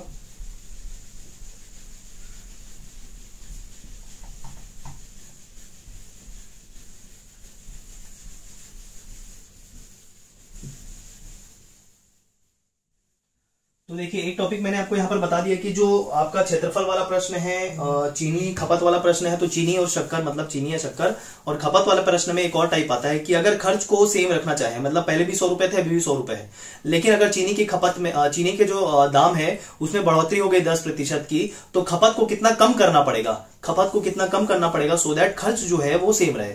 इस प्रकार के भी प्रश्न पूछ लिए जाते हैं, तो उसको आप देखिएगा एक बार, ये फॉर्मूले लगा के वो चीज हो सकता है, ठीक है, लेकिन वो फॉर्मूले के हिसाब से फिर वो थोड़ा सा टफ हो जाता है दोस्तों, तो उसको कैसे करना है वो चीज आप देखिएगा, ठीक है, तो वो भी आपका एक अच्छा टॉपिक है, ठीक। चलिए मैं बता दूं क्या, एक बार समझ लीजिए, चलिए अगर समझ में आता है जल्दी से। यदि शक्कर की कीमत 10% वृद्धि हो जाती है, शक्कर की कीमत में 10% की वृद्धि हो जाती है, तो खपत को कितना कम करना पड़ेगा, खपत को कितना कम करना पड़ेगा कि कुल खर्च समान रहे, कुल खर्च समान रहे। तो ये अंतर समझिएगा, पहले क्या था कि आपका खपत भी बढ़ रहा था, शक्कर का दाम भी बढ़ रहा था, तो कुल खर्च कितना बढ़ेगा ये प्रश्न था पहले। अभी क्या है, खर्च समान रखना है कि पहले भी 100 रुपए थे और अभी भी 100 रुपए हैं, मेरे पास 100 रुपए से ज्यादा नहीं है शक्कर खरीदने के लिए, लेकिन दाम अगर बढ़ेगा शक्कर का और पैसे मेरे पास उतना ही है, तो ऑब्वियसली क्या होगा, जो क्वांटिटी मेरे को मिलेगी शक्कर की वो तो कम मिलेगी ना। पहले 100 रुपए में 10 किलो आ रहा था, लेकिन अब प्राइस बढ़ गया, तो जो 10 किलो मिलता था वो 10 किलो से अब कम मिलने लगेगा, ये बताना चाह रहा हूं। तो कितना आपका खपत कम होगा प्रतिशत में वो पूछा है, तो इसमें ध्यान रखिए। देखिए यहां पर आपका 10% शक्कर की प्राइस में बढ़ोतरी हुई है, 10% को फ्रैक्शन में कैसे लिखते हैं, भिन्न में क्या लिखते हैं, 1/10। ध्यान रखिए एक और चीज, किसी भी प्रतिशत का मान आपको भिन्न में लिखना आना चाहिए। जैसे अगर मैं बोलूं कि 50%, आप बोलोगे 1/2 होता है, ठीक है।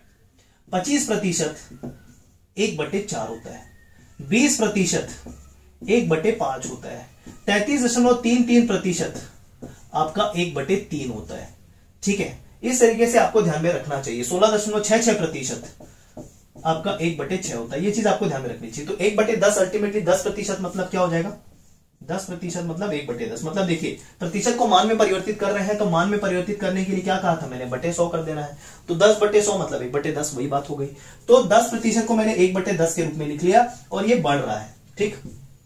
तो देखिए होगा क्या, शुरू में मैं अगर बोलूं कि प्राइस जो है शक्कर का प्राइस जो है, जो रुपए पर किलो में दिया हुआ था, रुपए पर किलो में दिया हुआ था, ये 1/10 में बढ़ोतरी का मतलब क्या होता है पता है, कि 1 बढ़ेगा 10 के कंपैरिजन में। मतलब शुरू में प्राइस अगर शक्कर का 10 रुपए पर किलो था, तो वो 1 बढ़ के 11 रुपए पर किलो हो जाएगा, ये मतलब होता है इसका। 1/10 बढ़ा है ना, 1/10 का है 10% से आया, तो 1/10 बढ़ना मतलब 10 शुरू में था, 1 अब बढ़ गया, तो 10 से हो गया 11। तो जो कंजम्पशन रहेगा, खपत रहेगा ना किलो में, जिसको कंजम्पशन कहते हैं, कंजम्पशन मतलब सी, वो उल्टा हो जाएगा, क्योंकि आपका प्राइस मतलब दाम व्युत्क्रमानुपाती होता है कंजम्पशन के। मतलब अगर प्राइस बढ़ेगा कंजम्पशन कम होगा, कंजम्पशन मतलब खपत, या फिर कंजम्पशन बढ़ेगा तो प्राइस कम होना चाहिए, ठीक है। ये आपका व्युत्क्रमानुपाती होता है। तो अगर ये 10 से 11 हुआ है तो खपत आपका 11 से 10 हो जाएगा, खपत आपका 11 से 10 हो जाएगा, क्लियर है। तो इस तरीके से आपको ध्यान में रखना है दोस्तों, अगर प्राइस 10 से 11 हो रहा है तो खपत 11 से 10 हो जाएगा। ये शॉर्टकट बता रहा हूं आपको कैलकुलेट करने का। तो अब देखिए परसेंटेज खपत बताना है कि कितना कम हुआ है, कितना कम हुआ है। तो देखिए 10 से माफ कीजिए 11 से 10 हो रहा है, 11 से 10 मतलब कितना कम हो रहा है, -1, ठीक है। तो कर देंगे 1, ठीक है। चलिए ऋण लगा दीजिए, कोई दिक्कत नहीं, बटे 11 गुणित 100, ठीक है। और जो 100/11 आप करोगे, ऋण 100/11 करोगे, ऋण ये शो कर रहा है कि खपत हो रहा है, मतलब कमी हो रही है, ऋण ये शो कर रहा है और कुछ शो नहीं कर रहा है। तो जब आप 100/11 करोगे तो आंसर क्या आएगा, 9.99%। तो इतनी आपकी खपत में कमी होगी। ऐसा नहीं कि 10% बढ़ गया तो 10% खपत भी कम हो जाएगा, ऐसा नहीं होता। यहीं से कैलकुलेट हो, 11 से 10 हो गया खपत, क्योंकि 10 से 11 प्राइस था, तो 10 से 11 होने में 1 की कमी हुई, 1 लिख दिया। इसके कंपैरिजन में शुरू में क्या था 11, तो 1/11 कर दिया। क्लियर है? तो ऐसा आपको ध्यान में रखना है दोस्तों, ऐसा ध्यान में रखना है, ठीक है। ये 9 माफ कीजिए 99 नहीं होगा, 9.09 होगा, ये इस तरीके से आप ध्यान में रखें, ठीक है। प्रतिशत आंसर आएगा। तो इस प्रकार के प्रश्न भी ध्यान रखिए, ये आपका शॉर्टकट है, ध्यान रखिएगा। 11 से 10 खपत हुआ है, तो 11 से 10 में 1 का अंतर हो रहा है, 1 की कमी हो रही है। ऋण शो कर रहा है, माइनस शो कर रहा है कि कमी हो रही है, धन शो करेगा कि बढ़ोतरी हो रही है। तो 10 से 11 का अंतर 1 हो रहा है, और जो शुरू में डेटा हो उसको भाग में कर देना, गुणा 100 कर देना, आपका आंसर आ जाएगा। क्योंकि प्रतिशत में बताना है वैल्यू, तो गुणा 100 किया, ठीक है। तो ये भी एक टाइप था, महत्वपूर्ण टाइप था, स्क्रीनशॉट लीजिए, बहुत ही महत्वपूर्ण है, ठीक है। चलिए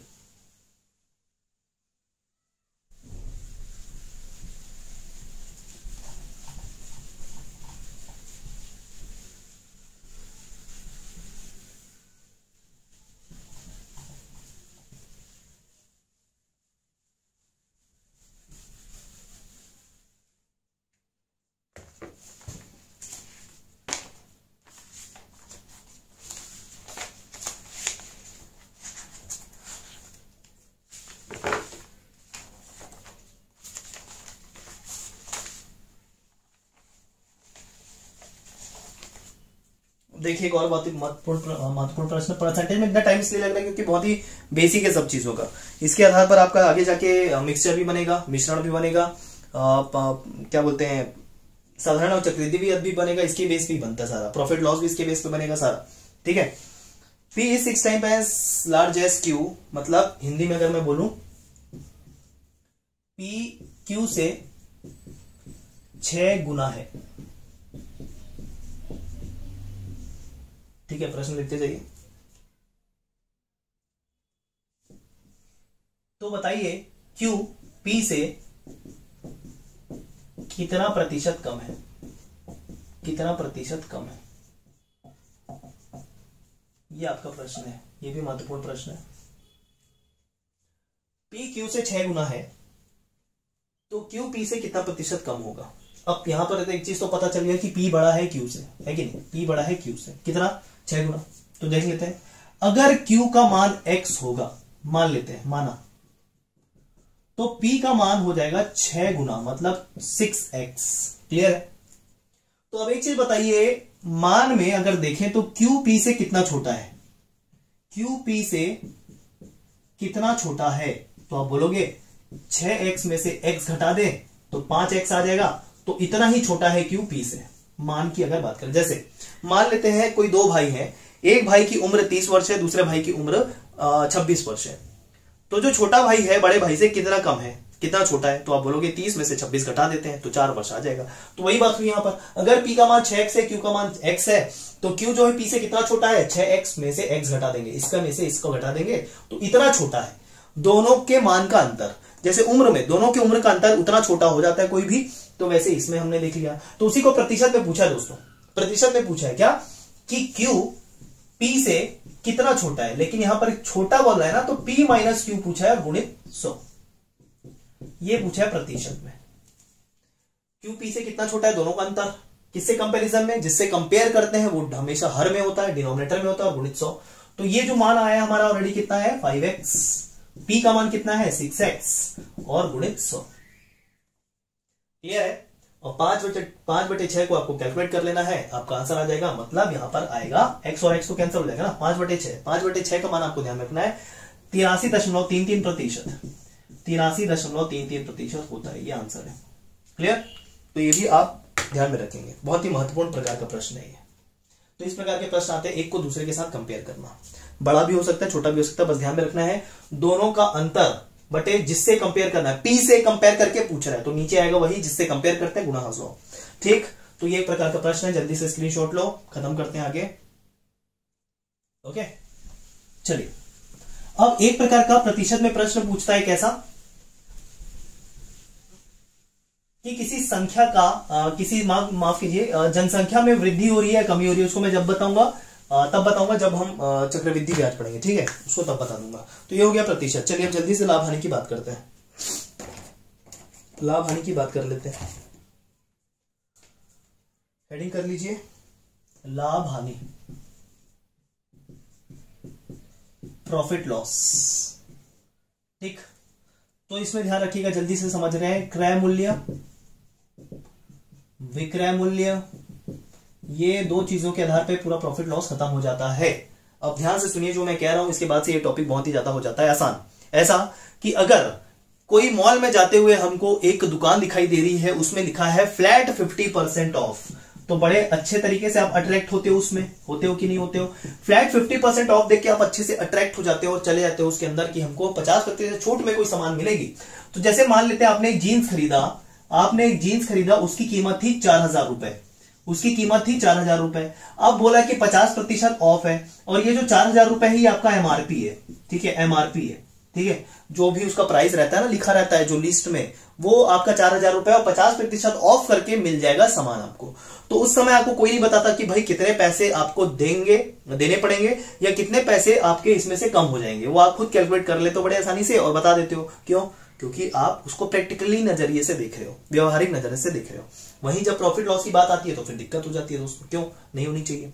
ठीक, तो आप क्या करोगे बड़े आसानी से कि 4000 का 50% कैलकुलेट कर लोगे, और यही तो मैंने बताया कि 4000 का 50% मतलब आधा, मतलब 2000 रुपए। ठीक, 2000 रुपए छूट मिल जाएगा, मतलब 4000 में से 2000 आप माइनस कर लेंगे, और जो बचेगा वही क्या हो जाएगा, उतने में आपको सामान मिल जाएगा। मतलब ये दुकानदार के लिए क्या हो जाएगा, सेलिंग प्राइस, मतलब विक्रय मूल्य, उतने में वो बेच रहा है ना, आप खरीद रहे हो वो ठीक है, लेकिन यहां पर दुकानदार के नजरिए से देखना है कि वो कितने में बेच रहा है, एमआरपी से कम करते हुए, तो वो दुकानदार का विक्रय मूल्य हो जाएगा, आपका क्रय मूल्य हो जाएगा। लेकिन आपके लिए क्रय मूल्य इसलिए यहां पर कंसिडर नहीं किया जा सकता क्योंकि चीज को खरीदने के बाद वापस बेचने नहीं जाओगे, ठीक है। इस कारण दुकानदार के विक्रय मूल्य की बात की है, जो 2000 रुपए है, 2000 जो हुआ ये छूट है, और ये जो 4000 है ये एमआरपी है। तो ये हम तब देखेंगे, ये बेसिकली आपको ध्यान में रखना है जब आप एमआरपी पढ़ते हैं, मतलब लिस्ट प्राइस पढ़ते हैं, टैग प्राइस भी जिसको बोलते हैं, अंकित मूल्य जिसे कहते हैं, अंकित मूल्य से छूट कैसे निकालना है, जो भी प्रतिशत में दिया हो उसको वैल्यू निकाल लेना एमआरपी का, उसको छूट कहते हैं।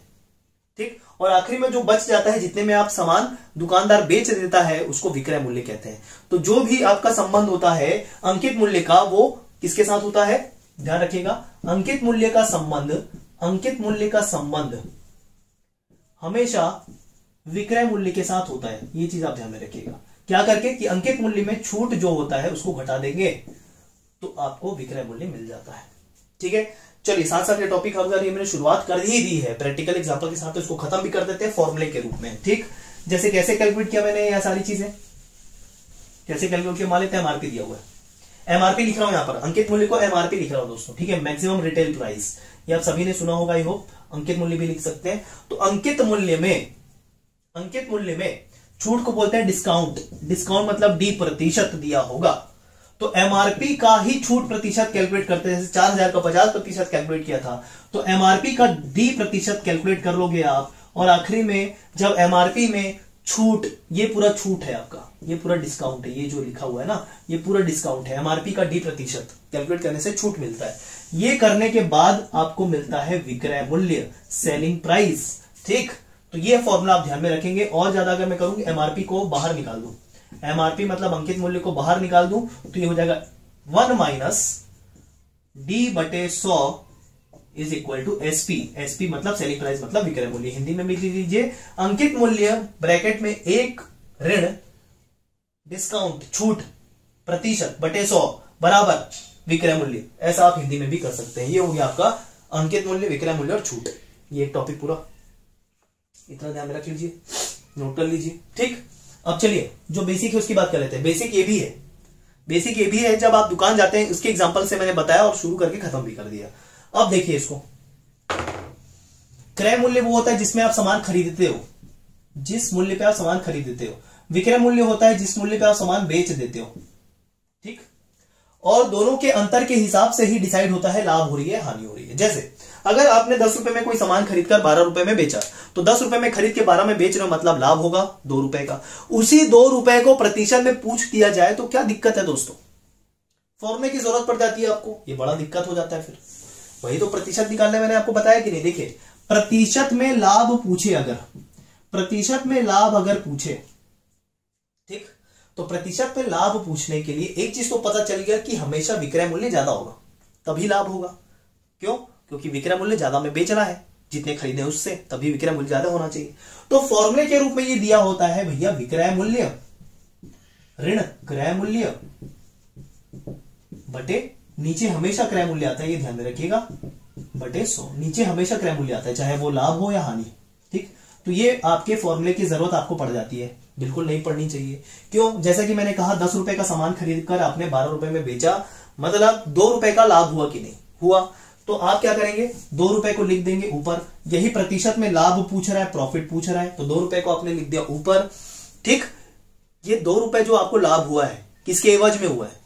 तो आप बोलोगे 10 रुपए का सामान था, उससे 2 रुपए ज्यादा, 10 रुपए क्या था आपका? क्रय मूल्य। तो हमेशा नीचे क्रय मूल्य आता है, मतलब नीचे आएगा 10, और चूंकि प्रतिशत में आंसर चाहिए, प्रतिशत में आंसर चाहिए करके गुणा 100, जो पहले भी बताया था, चेंज नहीं कर रहा हूं। तो यहां पर से हो जाएगा 2 पंचे 10 और 100 को 5 से भाग दोगे तो आ जाएगा 20%। 20% की लाभ प्रॉफिट हो रही है यहां पर। तो इस तरीके से फॉर्मूला की जरूरत नहीं पड़नी चाहिए। फॉर्मूला याद करते रह जाते हो, भूल जाते हो एग्जाम में और प्रश्न छोड़ के आ जाते हो बिना फॉर्मूले के। अल्टीमेटली फॉर्मूला कहां से आया है? जो कैलकुलेट करने का तरीका है वहीं से फॉर्मूला निकाल दिया गया दोस्तों, और कुछ नहीं है। मेरे को तो फॉर्मूला याद भी नहीं, तुरंत मैंने किया ये सारी चीजें प्रैक्टिकली सोचकर। ये 10 और 12 रुपए का एग्जांपल ध्यान में रखिएगा। उल्टा अगर बोलूं, 10 रुपए में सामान खरीदा, 8 रुपए में बेच दिया, बोलो कितने प्रतिशत की हानि हुई? ठीक, तो उसके लिए क्या करोगे? उसके लिए क्या करोगे? प्रतिशत हानि, प्रतिशत हानि। अब देखो, जब लाभ होता है तो हमेशा विक्रय मूल्य मतलब सेलिंग प्राइस बड़ा होता है क्रय मूल्य के साथ, चाहो तो इसको भी लिख सकते हो। लेकिन जब हानि होती है तो क्रय मूल्य ज्यादा होता है विक्रय मूल्य से, मतलब ज्यादा में खरीदते हो, कम में बेच देते हो। तो ये हो जाएगा क्रय मूल्य ऋण विक्रय मूल्य, क्रय मूल्य ऋण विक्रय मूल्य, क्योंकि ज्यादा माइनस कम कर रहे हैं, ज्यादा क्रय मूल्य है, और नीचे हमेशा क्रय मूल्य रहता है, ये ध्यान में रख लेना। किससे कंपेयर कर रहे हैं? ठीक है, 10 रुपए में खरीदा, एग्जांपल के तौर पे ये फॉर्मूला आप नोट कर लेना। 10 रुपए में खरीदा, 10 रुपए में खरीदा, 8 रुपए में बेच दिया। तो 10 रुपए में खरीदा, 8 रुपए में बेच दिया, मतलब 10 ऋण 8 ऊपर आ जाएगा, क्रय मूल्य माइनस विक्रय मूल्य। ठीक है, बटे क्रय मूल्य। तो आप बोलोगे 2 रुपए का नुकसान हो गया। भाई ये 2 रुपए कहां से निकाला आपने? 10 में से 8 को घटाया, तो 10 के कंपैरिजन में 2 रुपए की घाटा हो रहा है, तो हमेशा नीचे 10 रुपए मतलब क्रय मूल्य ही आता है। क्लियर? बटे 100, माफ कीजिए गुणित 100। ठीक, तो आ जाएगा 2/10 गुणित 100, मतलब वही मान आ रहा है, 20% की हानि हो जाती है। ठीक है, तो ये बेसिक है, ये फॉर्मूला आप रटते रह जाते हो, जिसका कोई सेंस नहीं है याद करने का। ठीक है, चाहो तो इसको फिर से नोट कर सकते हो, लेकिन प्रैक्टिकली सोचना, प्रश्न बनने लगेंगे, प्रश्न बनने लगेंगे दोस्तों। ठीक है, तो ये फॉर्मूला ध्यान में रखना। एक और मैं अच्छा फॉर्मूला आपको बता देता हूं, उसको चाहो तो आप ध्यान में रख सकते हो। ठीक, अच्छा, इसको एक और तरीके से ध्यान में रखते हैं, इसको एक और तरीके से ध्यान में रखते हैं। देखिए, ये विक्रय मूल्य माइनस क्रय मूल्य क्या होता है? लाभ बराबर विक्रय मूल्य ऋण क्रय मूल्य होता है। ठीक, और हानि बराबर क्रय मूल्य ऋण विक्रय मूल्य होता है। ठीक, तो ये जो है इसको आप लाभ भी लिख सकते हो डायरेक्ट, लाभ बटे क्रय मूल्य गुणित 100। अगर लाभ डायरेक्ट दे दिया है तो ऐसा कर सकते हो। और ये जो है आपका, ये मैंने ऊपर लिखा हुआ है, क्या होता है? ये हानि। तो ये फॉर्मूला क्या हो जाएगा? हानि प्रतिशत बराबर हानि बटे क्रय मूल्य। ठीक, एक दूसरे को उसी चीज में परिवर्तित कर रहे हैं। दिमाग खोल के सोचना, तब ये कोई भी टफ नहीं रहेगा। क्लियर? देख लो, स्क्रीनशॉट ले लो। अब आगे बढ़ते हैं इसमें।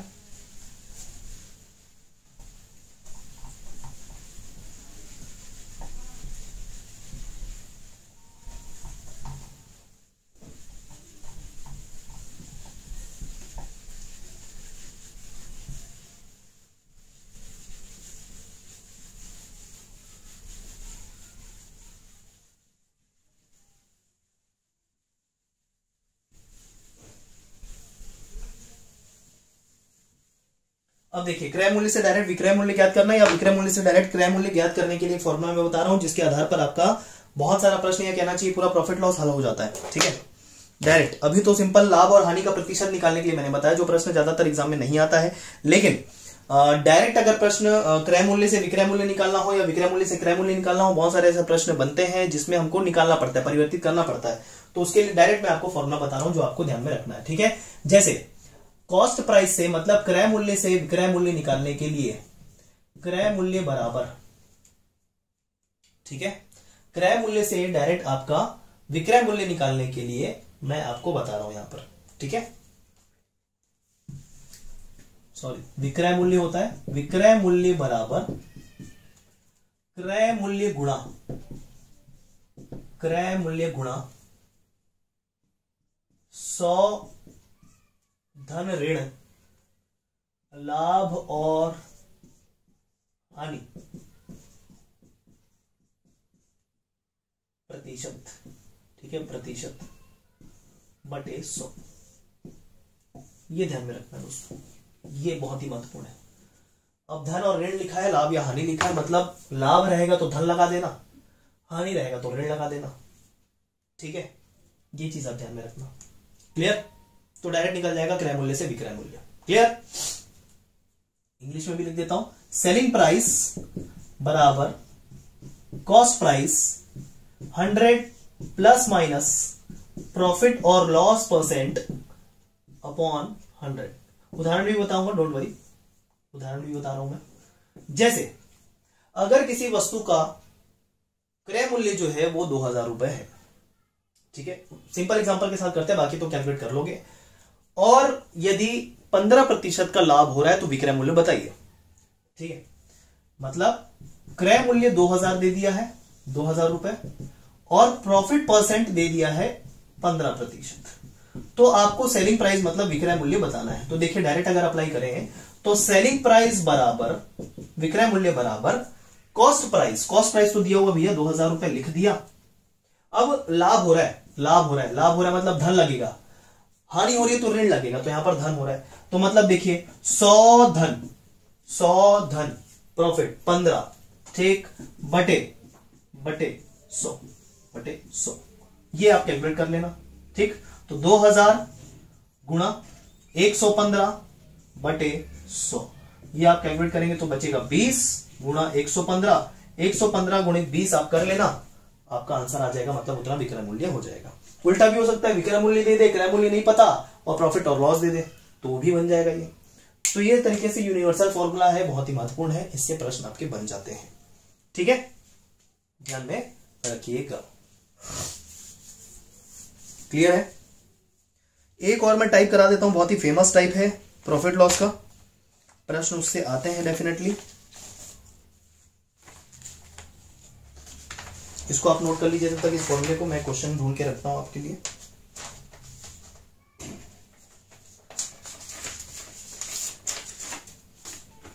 चलिए, एक प्रश्न बहुत ही महत्वपूर्ण प्रश्न है, इसको आप ध्यान में रखेंगे। बाकी देखिए ये सारी चीजें इससे बन जाएंगी। अंकित मूल्य के बारे में भी मैंने बता दिया, उससे बन जाएंगे प्रश्न।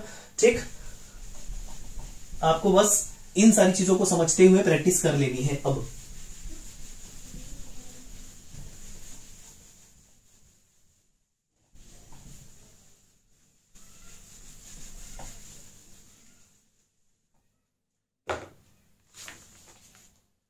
जैसे देखिए एक प्रश्न मैं आपको डायरेक्ट बता रहा हूं, उसके प्रश्न के साथ ही समझा देता हूं।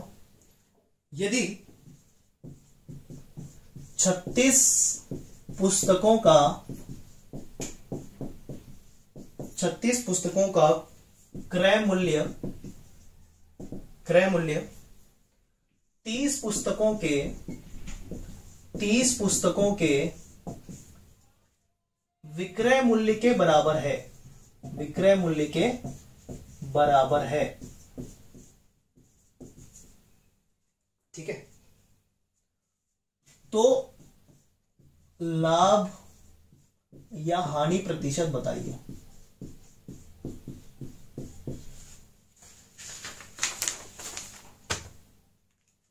लाभ या हानि प्रतिशत बताइए, ये एक फेमस प्रश्न है। ठीक है, इसको आपको ध्यान में रखना है, फेमस प्रश्न है। तो इसको करना कैसे है देखिए दोस्तों, देखिए सबसे पहले तो पहचाना लाभ हो रहा है हानि। यदि 36 पुस्तकों का क्रय मूल्य किसके बराबर है, 30 पुस्तकों के विक्रय मूल्य के। देखिए 36 पुस्तक आपने जितने में खरीदा उतने में आपने 30 पुस्तक बेच दिए, तो एक तरीके से आपको 6 पुस्तक की लाभ हो रही है, 6 पुस्तक का फायदा हो रहा है। क्योंकि भैया 36 पुस्तक मान लेते हैं आपने 1000 रुपए में खरीदा, और वही 1000 रुपए में आपने केवल 30 पुस्तक बेचे सामने वाले को, तो एक चीज समझिएगा, यहां पर 6 पुस्तक की जो है वो लाभ हो रही है, प्रॉफिट हो रहा है यहां पर आपको 6 पुस्तकों का, ठीक है ना। तो एक चीज तो समझ में आ गया कि हानि तो होगा नहीं, तो जहां कहीं भी हानि वाला आपका ऑप्शन रहेगा वो कैंसिल हो जाएगा, आपके बच जाएंगे लाभ वाले ऑप्शन। अब वैल्यू निकालना है, तो एक चीज समझ लीजिए, यहां पर जिस भी वस्तु का या जितनी भी वस्तु का जो आपका क्वांटिटी दिया होता है जो क्रय मूल्य का है, मतलब क्रय मूल्य वाले वस्तुओं की संख्या को x मान लेते हैं और विक्रय मूल्य वाले वस्तुओं की संख्या को y मान लेते हैं। वस्तुओं की संख्या यहां पर x और y अभी वस्तुओं की संख्या है, क्रय मूल्य दिए हुए वस्तुओं की संख्या को x, विक्रय मूल्य दिए हुए वस्तुओं की संख्या को y मान लिया। तो यहां पर जब कभी भी x का मान y से बड़ा हो, x और y हमेशा फिक्स रहेंगे दोस्तों, ध्यान रखिएगा, तो आपका हमेशा प्रॉफिट होगा, लाभ होगा, ठीक है। यहां पर हमेशा आपका लाभ होगा, और लाभ ऐसे होगा, फॉर्मूला आपको नोट करना है, x minus Y by Y multiplied by 100 always,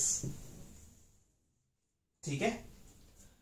और यदि ये फर्स्ट केस, और यदि मान लेते उल्टा देता, क्या कि 30 पुस्तकों का क्रय मूल्य 36 पुस्तकों के विक्रय मूल्य के बराबर है, तो आपका 30 पुस्तक जितने में खरीदा उतने में आप 36 बुक दे रहे हो, ज्यादा दे रहे हो, हानि हो जाएगा, यहां पर हानि हो जाएगा। तो दूसरे केस में यह है कि अगर x का मान y से कम हो, x किसको ले रहे हैं, क्रय मूल्य वाले वस्तुओं की संख्या को, जिसका क्रय मूल्य दिया हो उसकी वस्तुओं की संख्या को, y विक्रय मूल्य वाले वस्तुओं की संख्या को। तो अगर x छोटा हो y से, क्लियर, तब आपका हानि होगा, लॉस होगा, और लॉस प्रतिशत में फिर से वही निकलेगा कि x माइनस वाई बटे वाई बटे 100। तो ये कैसे हुआ, y माइनस एक्स करना चाहिए, नहीं, y माइनस एक्स करोगे तो अल्टीमेटली पॉजिटिव आंसर आएगा, तो आपको प्रॉफिट लगने लगेगा। तो यहां पर ये x माइनस वाई बटे वाई ही रहने दो। अब आप बोलोगे कि सर नीचे तो क्रय मूल्य करते थे हमेशा, आपने विक्रय मूल्य वाले कर दिया, तो ध्यान रखिएगा यहां पर x और y, यहां पर x और y क्रय और विक्रय मूल्य नहीं है, यहां पर x और y वस्तुओं की संख्या है। तो जब कभी भी वस्तुओं की संख्या के रूप में अगर प्रश्न दे, इस प्रकार का प्रश्न, यही प्रश्न, तो हमेशा y नीचे होता है, मतलब उस वस्तुओं की संख्या होती है जिसका विक्रय मूल्य दिया होता है, ध्यान रखिएगा। लेकिन जब रुपए में हो तो हमेशा नीचे क्रय मूल्य होता है, लाभ और हानि निकालने के लिए। अंतर स्पष्ट है दोनों में, ठीक है। तो चलिए, ये पहला केस है हमारा इस वाले प्रश्न में, इस वाले प्रश्न में केस है। अब देखिए, ऐसा करने से जो आंसर आएगा ना, ये नेगेटिव में आएगा, माइनस में आएगा, और ये करने से प्लस में आएगा, तो पता चल जाएगा हानि हो रहा, लाभ। ऐसा करने से अगर प्लस में आंसर आता है तो लाभ हो रहा है ऑटोमेटिकली। अगर आपको नहीं समझ में आ रहा है तो आप ये कैलकुलेट कर लो डायरेक्ट, धन आता है तो लाभ, ऋण आता है तो हानि। जैसे देखिए, x का मान यहां पर 36, y का मान 30 बटे 30 बटे 100, ठीक, मतलब 6 बटे 30 गुणित 100, 6 पंचे हो जाएगा 100 बटे 5, मतलब 20%। धन में आ रहा है आंसर, तो आपका प्रॉफिट। मान लेते उल्टा कर देते हैं प्रश्न को, 30 पुस्तकों का क्रय मूल्य 36 पुस्तकों के विक्रय मूल्य, दूसरा केस आ जाता, तो आप कैलकुलेट करके देख लीजिए, x की जगह पे 30 होता, y की जगह पे 36 होता, बटे 36, 6 बटे 36, 6 बटे 36 गुणित 100, मतलब 100 बटे 6, 6 6 36 होता है ना, यहां से कैलकुलेट कर लो। तो देखिए, अच्छा ये ऋण में आ रहा है, 30 में से 36 गया, ऋण 6, ऋण में आंसर आ रहा है, और ऋण में आंसर आता मतलब यहां पर क्या, हानि, ठीक। तो धन में आंसर आए तो मतलब प्रॉफिट, माइनस में अगर आंसर आए तो लॉस। x माइनस वाई बटे वाई ही करना है हमेशा, क्लियर है। तो ये हो गया आपका ये वाला प्रश्न, ठीक है। ये बहुत ही महत्वपूर्ण प्रश्न है दोस्तों।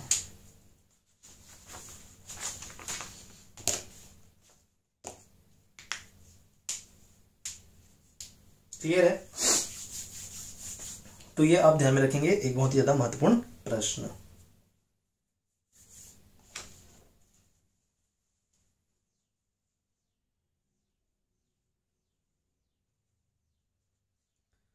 तो ये था दोस्तों प्रॉफिट और लॉस, ये चीज आप ध्यान में रखिएगा, क्लियर है। बहुत सारे प्रश्न वैसे तो बनते हैं इसमें, लेकिन मैंने बेसिक आपको बता दिया है किस प्रकार के प्रश्न कैसे पूछे जाते हैं, और कुछ ये जो महत्वपूर्ण टाइप है ये मैंने आपको बता दिया है, ठीक है।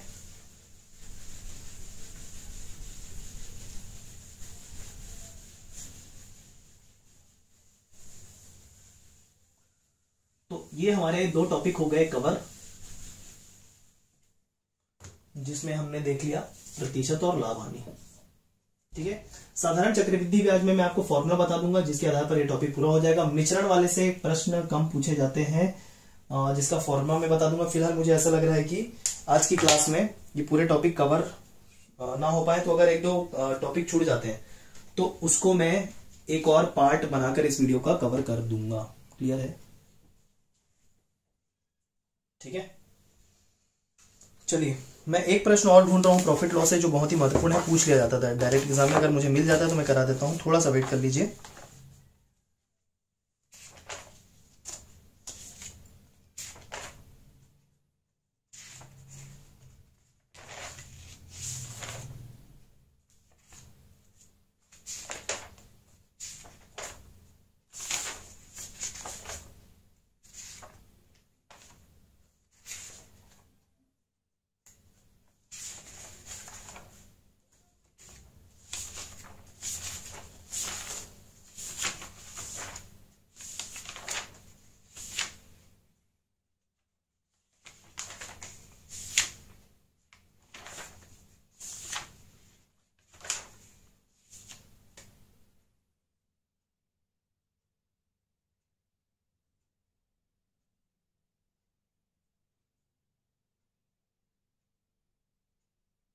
चलो, एक प्रश्न मुझे मिल गया दोस्तों, बहुत ही ज्यादा महत्वपूर्ण है, देखिएगा।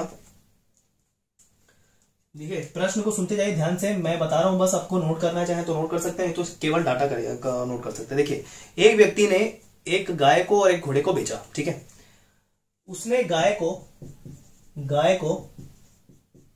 20% लाभ में बेचा।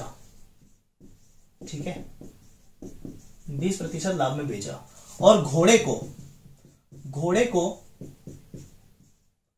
20% हानि में बेचा।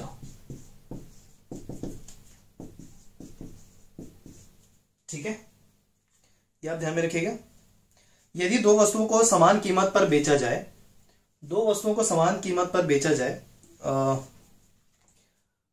तो देखिए, गाय और घोड़े को जो बेच रहा है वो समान कीमत पे बेच रहा है, मतलब जितने रुपए में उसने गाय को बेचा है उतने रुपए में घोड़े को भी बेचा है। गाय को बेचने में उसको 20% का लाभ हुआ और घोड़े को बेचने में उसको 20% की हानि हुई। लेकिन एक कंडीशन यहां पर और नोट करना है कि गाय और घोड़े को या प्रत्येक को समान कीमत पर बेचा है, प्रत्येक को समान कीमत पर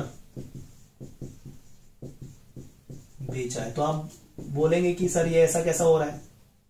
तो देखिए, वैल्यू अलग अलग हो सकता है ना। मान लेते हैं गाय को 2000 रुपए में बेचा, घोड़े को भी 2000 रुपए में बेचा, लेकिन ऐसा जरूरी तो नहीं है कि गाय को 2000 रुपए बेचने में उसको हानि हुई हो, लाभ भी हो सकता है। या ऐसा क्या है कि घोड़े को 2000 बेचने में उसको लाभ हुआ हो, हानि भी हो सकती है। मतलब यहां पर हानि और लाभ कितने रुपए में बेचा है उससे मतलब नहीं है, जब तक आपको क्रय मूल्य दोनों का ना पता हो। यहां पर क्रय मूल्य नहीं पता है कि नहीं?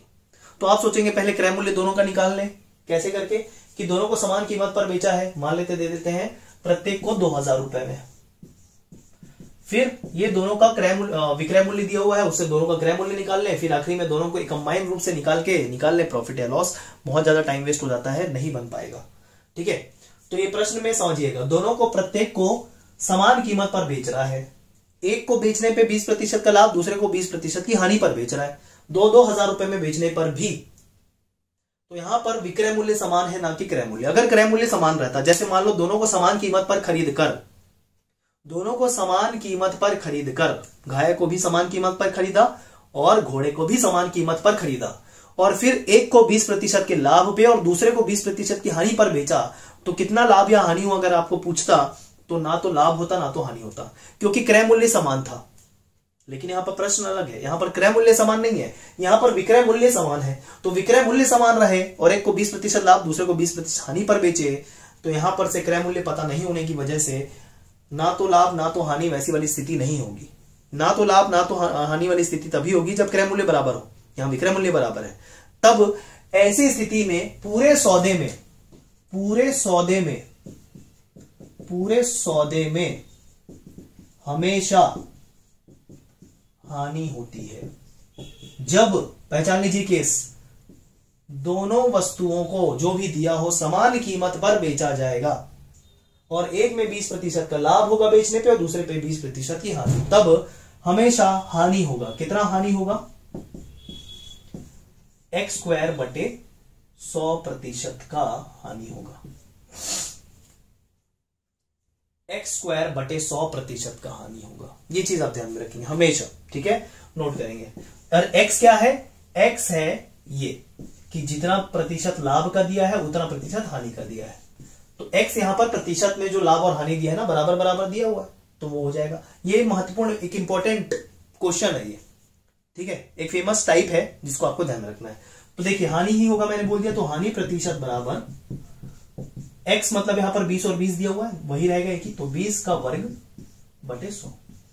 20 का वर्ग मतलब 400, 400 बटे 100 हो जाएगा 4%। 4% की हानि होगी उस व्यक्ति को। इस प्रकार के प्रश्न में जब विक्रय मूल्य समान हो, दोनों का समान समान कीमत पर बेच रहा है, 2,000 रुपए में बेच रहा है, लेकिन एक पे बेचने पे ऑब्वियसली इसमें क्या केस रहा होगा कि गाय को कम में खरीदा होगा तो 2,000 में बेचने पे फायदा हो रहा है, और घोड़े को ज्यादा में खरीदना होगा 2,000 से, जिससे 2,000 में बेचने पे उसको नुकसान हो रहा है। ये केस है, ठीक। समान समान कीमत पर खरीदा होता तो 20% लाभ और 20% हानि में बेचने पे ना तो लाभ होता ना तो हानि।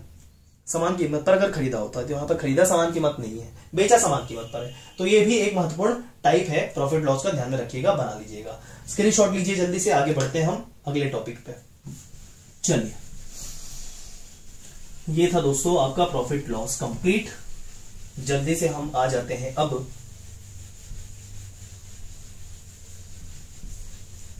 साधारण और चक्रवृद्धि ब्याज में।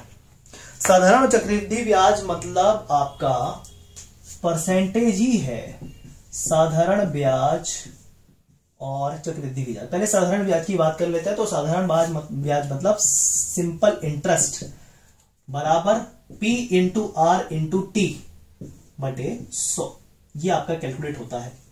P मतलब साधारण ब्याज, मतलब हिंदी में भी लिख रहा हूं मैं, मूलधन गुणित दर गुणित समय बटे 100, ये आपका होने वाला है साधारण ब्याज। मतलब ब्याज मतलब देखिए, कुछ भी पैसा आप लोग बैंक से लोन लेते हैं या अपना पैसा बैंक में जमा करते हैं, तो उसके बदले एक एक्स्ट्रा अमाउंट, एक एक्स्ट्रा पैसा बैंक के द्वारा आपको दिया जाता है। अगर आप पैसा जमा करते हैं या फिर आप बैंक से पैसा लेते हैं, तो आपको बैंक को एक अतिरिक्त पैसा चुकाना होता है, जिसे ब्याज कहते हैं साधारण शब्दों में, ठीक है। तो मूलधन वो होता है जितना शुरू में हम पैसा जमा करते हैं, जितना पैसा लोन लेते हैं, वो मूलधन है, ठीक है। दर मतलब कितने प्रतिशत उस पर अतिरिक्त पैसा लगेगा, वही दर है। जैसे बोल देते हैं कि अगर आपने 10,000 रुपए जमा किए और आपने बैंक ने आपको वादा किया कि आपको 10% वो ब्याज देगा, तो क्या होगा, प्रति वर्ष की बात कर लेते हैं। तो यहां पर हर 1,000 रुपए के पीछे, माफ कीजिए, 10,000 के पीछे 10% कैलकुलेट कर लेना, हर साल वो उतना बढ़ता जाएगा। तो 10,000 का 10% अगर मैं आपको कैलकुलेट करने बोलूं, तो 10,000 का 10% हो जाता है 1,000 रुपए। तो हर साल 1,000 रुपए बढ़ेगा। तो दूसरे साल जब आपका पैसा हो जाएगा 10,000 से 11,000 बन जाएगा। क्लियर है, अंतर क्लियर है? तो यही ब्याज है दोस्तों, और कुछ नहीं, ठीक। जैसे 10,000 लोन लिया आपने, मान लो 10% की दर से, हर साल 10% अतिरिक्त देना है, तो 10,000 के 10% 1,000, आपको अब दूसरे साल 11,000 देना पड़ेंगे बैंक को। फिर जब दूसरा साल होगा तो फिर आपको 1,000 और देना पड़ेंगे, मतलब 12,000 हो गया आपका पैसा। तीसरे साल 13,000 हो जाएगा, चौथे साल 14,000 रुपए हो जाएगा। 1,000 बढ़ रहा है। ये 1,000 कहां से कैलकुलेट हुआ? दर से। कितना प्रतिशत दर था, वो मूलधन पे कैलकुलेट हुआ, ठीक। और जितना समय रहेगा उसको गुणा कर देंगे। तो एक साथ फॉर्मूला बना के लिख दिया है। जैसे एक साल 10,000 का आपने 10% किया, 1,000 आया, 10,000 में 1,000 जोड़ दिया, ठीक। दूसरे साल का फिर से वैसे कैलकुलेट किया, तीसरे साल का फिर से 1,000, मतलब कुल मिलाकर तीसरे साल का 3,000 रुपए अतिरिक्त, चौथे साल का 4,000 अतिरिक्त। तो ये जो आ रहा है ना 3,000 4,000 साल दर साल बढ़ने पे, यही तो साधारण ब्याज है। एक एक साल का निकालते हुए ऐसे कैलकुलेट कर रहे हैं, या फिर एक साल फॉर्मूला में पुट करके इस तरीके से कैलकुलेट कर रहे हैं। अल्टीमेटली फॉर्मूला बना दिया, इसको कोई मतलब है नहीं। तो चलिए, फिर भी कोई दिक्कत नहीं है। तो मूलधन मतलब वो जो शुरू में पैसा आप लेते हैं लोन या आप जमा करते हैं, तो ओरिजिनल पैसा, ओरिजिनल अमाउंट आपका मूलधन। दर प्रतिशत के रूप में वार्षिक दिया हो सकता है, छमासी दिया हो सकता है, कुछ भी दिया हो सकता है। समय, जितने समय के लिए आपको लोन दिया गया है, आपने पैसा जमा किया है, और बटे 100, ये आपका साधारण ब्याज निकल जाएगा, ठीक है। अब एक चीज ध्यान रखिएगा, एक होता है अमाउंट। अमाउंट मतलब होता है मिश्र धन। मिश्र धन बराबर प्रिंसिपल, पी मतलब यहां पर प्रिंसिपल है, प्रिंसिपल मतलब जो शुरू में पैसा लगा रहे वही है, आर रेट है, तो प्रिंसिपल, ठीक है, प्लस इंटरेस्ट, इंटरेस्ट मतलब मूलधन, शुरू में जो धन है उसको मूलधन बोल रहे हैं, और इंटरेस्ट मतलब ब्याज। ये आप फॉर्मूला ध्यान में रखेंगे, ये वाला भी क्लियर है।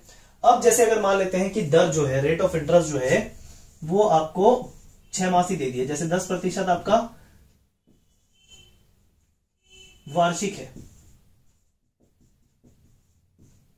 10% अगर वो वार्षिक बोल दिया, ठीक, लेकिन आपको 6 महीने के लिए ब्याज कैलकुलेट करना है, 6 महीने के लिए अर्धवार्षिक, तो 1000 रुपए मान लेते, 10,000 रुपए जमा किया आपने, तो 10,000 कर देना, गुणित दर कितना 10 कर देना। लेकिन समय हमेशा ध्यान रखना साल में होता है, जैसे 1 साल दिया हो, 2 साल दिया हो, लेकिन अगर महीने में दे दे तो क्या, महीने में दे दे तो क्या, तो महीना जितना दिया है उस महीने को लिख देना ऐसा, और बटे कर देना 12, बटे कर देना 12, किसमें, साल में परिवर्तित करने के लिए ऐसा किया हमने, ठीक है। मतलब 6/12 मतलब 1/2 मतलब आधा वर्ष, 3 महीने दिया होता तो 3/12, 4 महीने दिया तो 4/12, 5 महीने दिया होता तो 5/12, अगर महीने में दिया है तो 12 करना नहीं भूलना, बस मेरा कहना ये है, और बटे 100 तो रहेगा ही रहेगा, फिर आपका ब्याज कैलकुलेट हो जाएगा, साधारण ब्याज, ये आपका साधारण ब्याज है, ठीक है।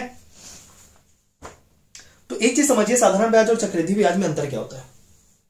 ये तो साधारण ब्याज था, साधारण ब्याज जैसे देखिए पहले साल फर्स्ट ईयर 10% के हिसाब से 1000 रुपए लगा, 10,000 का 10% 1000 रुपए, दूसरे साल भी 1000 रुपए ही लगेगा, तीसरे साल भी 1000 रुपए ही लगेगा। मतलब अगर साधारण ब्याज है तो फायदे में बात होती है, हर साल एक नियत दर से आपका ब्याज बढ़ता है, उतना ही बढ़ता है, जितना पहले साल था उतना ही बढ़ता है जितने दूसरे साल था, पहले साल भी वही रहेगा, दूसरे साल भी वही रहेगा, तीसरे साल भी वही रहेगा। लेकिन चक्रवृद्धि ब्याज में क्या होता है देखना, ये आपका साधारण ब्याज है, ये आपका साधारण ब्याज है, दर चल रहा है 10%, मूलधन चल रहा है यहां पर अभी 10,000 रुपए, शुरू से वही एग्जांपल लेके चल रहा है, या फिर एक सिंपल एग्जांपल से मैं आपको समझाता हूं, देखना बहुत ही मजा आ जाएगा आपको, एकदम क्लियर हो जाएगा अंतर, ठीक है।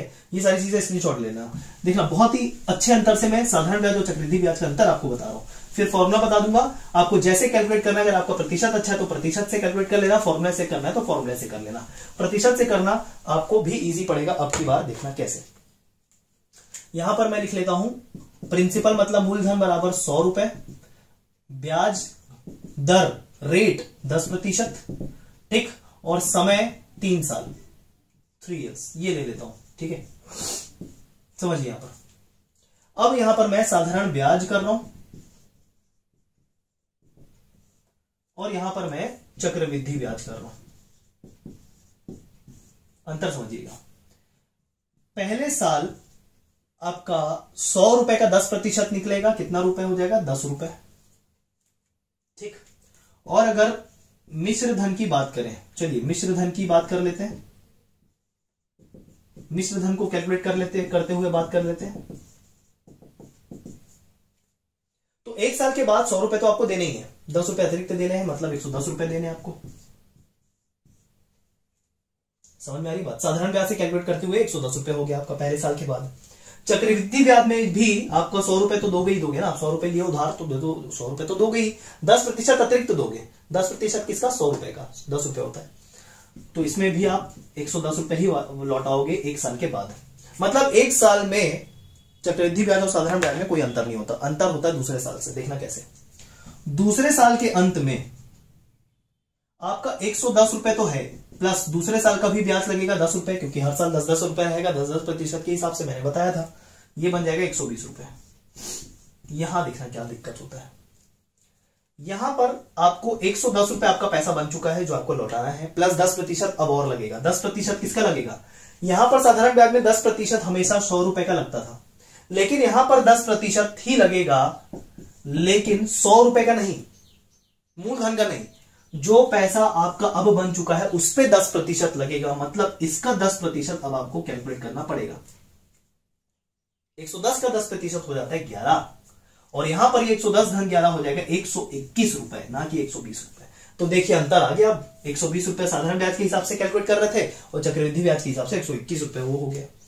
तीसरे साल का भी कैलकुलेट करके देख लीजिए, आपका दिमाग खुल जाएगा। देखिए 120 रुपए हो चुका है आपका पैसा, और तीसरे साल का ब्याज लगेगा फिर से 10 रुपए, क्योंकि 10 रुपए मतलब 10%, 100 रुपए का हमेशा 100 रुपए पे ही लगेगा, मूलधन पे ही लगेगा। साधारण ब्याज में हमेशा ब्याज मूलधन पे ही लगता है, चाहे कितने भी साल हो। तो तीसरे साल का भी 10 रुपए ही अतिरिक्त होगा, मतलब 130 रुपए आपका बन जाएगा पैसा। लेकिन चक्रवृद्धि ब्याज में क्या होता है दोस्तों, देखिएगा अंतर यहां से कि आपका जो वर्तमान में पैसा है, जितना आपका पैसा बन चुका है लौटाने के लिए, जो 121 रुपए हो चुका है, तीसरे साल जब 10% कैलकुलेट होगा वो 100 रुपए पे नहीं होगा, क्योंकि ये चक्रवृद्धि ब्याज है, मूलधन पे नहीं होता, ये प्रेजेंट में जो पैसा रहता है उस पे होता है। तो 121 पे 10% होगा, तो 121 का 10% 12.1, मैंने तो आपको बताया था 121 का 10% कितना, 12.1। अब आप जब जोड़ेंगे इसको 121 में 12.1 जोड़ेंगे तो ये क्या हो जाएगा, ये 0.133, 133.1। देखिए अंतर अब बढ़ता जा रहा है। तो ये होता है अंतर। चक्रवृद्धि ब्याज में होता क्या है कि ब्याज पे भी ब्याज लगता है, मतलब मूलधन पर ब्याज के साथ साथ मूलधन पर ब्याज के साथ साथ ब्याज पर भी ब्याज लगता है। जैसे इस 10 रुपए पे 10% मतलब 1 रुपए अतिरिक्त हो गया तो 11 बन गया, ठीक है। फिर इस साल का जो ब्याज हुआ अतिरिक्त, उस पे भी 10% लग गया। इस प्रकार ब्याज पे भी ब्याज लगता जाता है, इस कारण वो बढ़ता जाता है। लेकिन साधारण ब्याज में क्या होता है, केवल मूलधन पर ब्याज लगता है हर वर्ष, केवल, ठीक है। और उसमें जो ब्याज कैलकुलेट होकर आया ना, जैसे ये पहले वर्ष का ब्याज हुआ उस पे भी 10% कैलकुलेट कर लेगा, फिर जो अगले वर्ष का ब्याज होगा उस पे भी 10% कैलकुलेट कर लेगा, इस कारण ये एक्स्ट्रा होते जाता है। ये अंतर है, ये बेसिक अंतर है दोस्तों दोनों में। क्लियर हो गया होगा आई होप आप सभी को, ठीक। चलिए अब मैं फॉर्मूला जल्दी से बता देता हूं इसके अंतर्गत।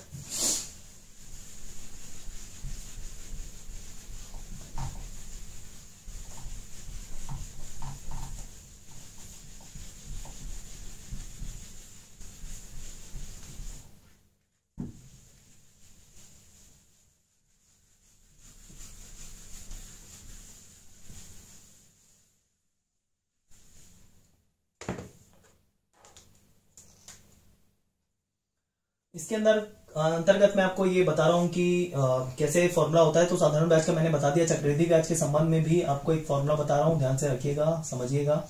चक्रवृद्धि ब्याज में अमाउंट पूछता है डायरेक्ट, ठीक है। अमाउंट मतलब मिश्र धन, तो A बराबर P 1 प्लस R/100 ये फॉर्मूला होता है, ठीक है।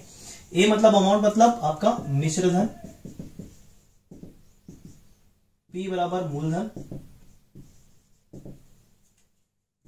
और 1 प्लस रेट मतलब दर प्रतिशत में बटे 100, और ये n मतलब समय, साल, ठीक है। ये आप ध्यान में रखेंगे, ये आपका फॉर्मूला है।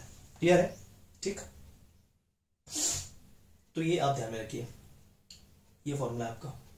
अब जैसे इसमें मान लेते हैं चक्रवृद्धि ब्याज पूछ दिया था, तो ब्याज कैसे कैलकुलेट करते हो डायरेक्ट, लेकिन यहाँ पर ब्याज नहीं है, मिश्र धन दिया हुआ है। तो आपको रिलेशन मैंने बताया क्या होता है कि मिश्र धन बराबर मूलधन धन ब्याज, ये होता है, मैंने बताया आपको। तो जैसे अगर मान लेते हैं ब्याज आपको निकालना हो तो ब्याज के लिए क्या करेंगे, तो ब्याज बराबर मिश्र धन माइनस मूलधन, ठीक है। तो मिश्र धन मतलब इस पूरे फॉर्मूले में आप मूलधन घटा देंगे, तो डायरेक्ट मैं यहां पर अगर ब्याज का फॉर्मूला लिखूं, चक्रवृद्धि ब्याज का फॉर्मूला लिखूं, तो चक्रवृद्धि ब्याज मतलब कंपाउंड इंटरेस्ट बराबर, ये पूरा फॉर्मूला लिख देते हैं, P1 प्लस R, P मतलब मूलधन ना, माइनस P माइनस मूलधन, है कि नहीं। मिश्र धन का पूरा फॉर्मूला ऋण मूलधन, ये फॉर्मूला है डायरेक्ट चक्रवृद्धि ब्याज का, कंपाउंड इंटरेस्ट का, ये आप डायरेक्ट नोट कर सकते हो, ठीक है। ये सारा जो सारा है ये पूरा वार्षिक के लिए है, वार्षिक दर अगर दिया हो, ठीक है, वार्षिक कैलकुलेट करना हो इंटरेस्ट, ठीक। अगर अर्धवार्षिक के लिए कैलकुलेट करना हो, अर्धवार्षिक की गणना करनी हो, अगर अर्धवार्षिक रूप से गणना करनी है तो फॉर्मूला क्या बन जाता है, फॉर्मूला बन जाता है A बराबर P 1 plus R/2/100 to the power 2n। n मतलब यहां पर समय है, ध्यान रखिएगा, लिख लेना। a बराबर मिश्र धन है, अमाउंट जिसको कहते हैं, p मतलब प्रिंसिपल है, मतलब मूलधन, r मतलब दर, वार्षिक दर जो दी हुई होती है, n मतलब सालों की संख्या। तो जब कभी भी अर्धवार्षिक पूछ दिया जाए तो ये 2n हो जाता है, मतलब 2 साल दिया है तो 2 गुणा 2 हो जाएगा। और जो भी रेट ऑफ इंटरेस्ट दर जो है, अगर मान लेते 10% वार्षिक दिया है तो अर्धवार्षिक कैलकुलेट करने बोला है, तो दर आधा हो जाएगा कि नहीं हो जाएगा? वार्षिक का 10% है, अर्धवार्षिक मतलब दर आधा हो जाना चाहिए, तो r/2 हो जाता है। क्लियर? इस तरीके से आप ध्यान में रखिएगा इसको, ठीक है, अर्धवार्षिक के लिए और वार्षिक के लिए। क्लियर? अब एक चीज आप ध्यान रखिए, 2 वर्ष के लिए, ये बहुत ही महत्वपूर्ण है नोट पॉइंट, 2 वर्ष के लिए चक्रवृद्धि ब्याज मतलब कंपाउंड इंटरेस्ट और साधारण ब्याज मतलब सिंपल इंटरेस्ट में अंतर। डायरेक्ट फॉर्मूला बता रहा हूं, 2 वर्ष के लिए चक्रवृद्धि ब्याज और साधारण ब्याज का अंतर क्या होता है? ये होता है ये P R/100 का वर्ग, मतलब compound interest minus simple interest बराबर P इंटू R/100 स्क्वायर। क्या ध्यान रखेंगे? जैसे उदाहरण के तौर पे अगर मैं बता दें तो देखिए, डायरेक्ट फॉर्मूला पुट करना, आंसर आपका आ जाएगा। इसमें प्रश्न आप उठाइएगा, समझिएगा और बनाइएगा, इसमें कोई बड़ी बात है नहीं, जब फॉर्मूला ध्यान में रखना है इसका। क्लियर? अब इसमें जैसे मैं आपको बता देता हूं कि मान लेते हैं 2 वर्ष के लिए कंपाउंड इंटरेस्ट और सिंपल इंटरेस्ट मतलब चक्रवृद्धि ब्याज और साधारण ब्याज का अंतर 1.5 रुपए है, और मूलधन अगर 100 रुपए है, ठीक, तो रेट ऑफ इंटरेस्ट बताइए, ऐसा प्रश्न पूछ सकता है। तो अंतर कितना दे दिया है? 1.5 रुपए ऑलरेडी, इन दोनों का अंतर दे दिया 1.5 रुपए। मूलधन कितना दे दिया है? 100 रुपए, और रेट ऑफ इंटरेस्ट बताना है, मतलब r का मान बताना है, r/100 ये भाग। ठीक, तो यहां से आप कैलकुलेट अगर करें तो देख लीजिएगा कैसे कैलकुलेट हो जाता है। या फिर अगर आपको पूछ दिया जाए कि अंतर कितना होगा, ठीक है, तो अंतर भी पूछ लिया अगर जाए तो CI माइनस SI, 100 रुपए मूलधन दे दे और 10% ब्याज दे दे। क्लियर है? इस तरीके से अगर आप कैलकुलेट करें तो देखिए क्या होगा, 100 ये हो जाएगा 10 गुणित 10 और ये 100 गुणित 100, तो 100 इससे कैंसिल और ये 100 कैंसिल, मतलब 1 बच रहा है। तो ये दोनों का अंतर जो जाएगा 1 रुपए हो जाएगा। यहां पर ये क्या चीज R निकालने बोला, तो R निकालने के लिए क्या करोगे आप, यहां पर R गुणित R बटे 100 गुणित 100, 100 कैंसिल हो जाएगा, 100 आके इसके साथ गुणा हो जाएगा और उसका फिर वर्गमूल ले लेना। इस तरीके से आप कैलकुलेट करना है सर, फॉर्मूला सारा मैंने बता दिया। ये था साधारण ब्याज चक्रवृद्धि ब्याज वाला चैप्टर। ठीक, ये बहुत ही महत्वपूर्ण है दोस्तों, इससे प्रश्न पूछता है, ये फॉर्मूला ध्यान में रखिएगा। ठीक है, डायरेक्ट कुछ भी कैलकुलेट करना बोल सकता है, तो P बोल सकता है, ये दिया हो, या फिर ये दिया हो P दिया हो, R कैलकुलेट करने बोल सकता है, या फिर ये पूछ सकता है आपको P और R दिया हो सकता है, कुछ भी फॉर्मूले के हिसाब से। ठीक, तो ये हो गया हमारा साधारण ब्याज चक्रवृद्धि ब्याज। ठीक है, महत्वपूर्ण, क्लियर है? ठीक, देख लीजिए, नोट कर लीजिए, ये हमने कवर कर लिए इतने टॉपिक। अब सुनिए संख्या पद्धति के बारे में क्या करना है। सुनिए, आजाद CGPSC एकेडमी चैनल पर, ठीक है, आपको मैथ्स और रीजनिंग की प्लेलिस्ट मिल जाएगी।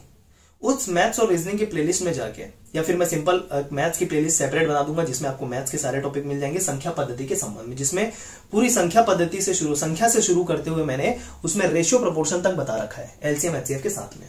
ठीक है, तो ये सारा उसमें आपको कवर हो जाएगा। ध्यान रखिएगा, चैनल क्या, आजाद CGPSC एकेडमी, इस नाम से यूट्यूब में जाइए आप, मैथ्स और रीजनिंग की प्लेलिस्ट ढूंढिए, उसमें से मैथ्स की संख्या पद्धति के, मैं बता रहा हूं कहां तक, लेक्चर नंबर 1 से स्टार्ट कीजिएगा और LCM HCF रेशियो प्रोपोर्शन वाला टॉपिक तक जाइएगा। ये पूरा संख्या पद्धति आपको कवर हो जाएगा। आधे घंटे की वीडियो है, बहुत ही अच्छे से उसमें मैंने एक्सप्लेन किया है, आपका कोई भी प्रश्न नहीं छूटेगा दोस्तों। ठीक है, तो एक तरीके से ये भी हम कवर मान सकते हैं। यहां तक हमने देख लिया। 2 मुख्य टॉपिक आपके बचे हुए हैं दोस्तों, ये वाले, समय चाल दूरी और समय और कार्य, और प्रायिकता के कुछ क्वेश्चन आते हैं जो बेसिक क्वेश्चन करा के मैं करवा दूंगा, और क्षेत्र मिति के फॉर्मुलेस, ये सारी चीजों को कवर करते हुए मैं आपको एक सेपरेट वीडियो दे देने वाला हूं। मतलब इस वीडियो का अब 2 भाग बनेगा। ठीक है, क्योंकि 2 घंटे का समय ऑलमोस्ट हो चुका है और हम यहां तक कवर कर पाए हैं साधारण ब्याज चक्रवृद्धि ब्याज, ये ऑलरेडी आपका कवर है। ठीक, तो मिश्रण से जो प्रश्न आते हैं वो, और समय चाल दूरी और समय कार्य, ये महत्वपूर्ण 2 टॉपिक है, इसको फिर से मैं डिटेल में कवर करूंगा। और प्रायिकता, सेट थ्योरी और क्षेत्रमिति, इसमें कुछ बेसिक मैं आपको बताऊंगा नेक्स्ट पार्ट के अंतर्गत। मतलब नेक्स्ट पार्ट में ये आपके 1.5 से 2 घंटे के अंतर्गत ये बचे हुए टॉपिक कवर हो जाएंगे। संख्या पद्धति के लिए मैंने चैनल आपको बताया आजाद सीजीपीएससी एकेडमी यूट्यूब चैनल, वहां पर आप जाइए, मैथ्स और रीजनिंग की प्लेलिस्ट ढूंढिए, प्लेलिस्ट में जाकर आपको मिल जाएगा संख्या पद्धति के सारे टॉपिक। ठीक है, तो इस तरीके से अगर आप इतना वीडियो देख लेते हैं तो आपके सारे प्रश्न अटेम्प्ट हो जाएंगे। क्लियर? तो नेक्स्ट पार्ट में जल्द से जल्द मैं आपको लेकर मिलता हूं। आप पहला पार्ट को कवर कीजिए, मैं बचे हुए टॉपिक को नेक्स्ट पार्ट के अंतर्गत कवर कर दूंगा दोस्तों। ठीक है, चलिए फिर मिलते हैं, धन्यवाद।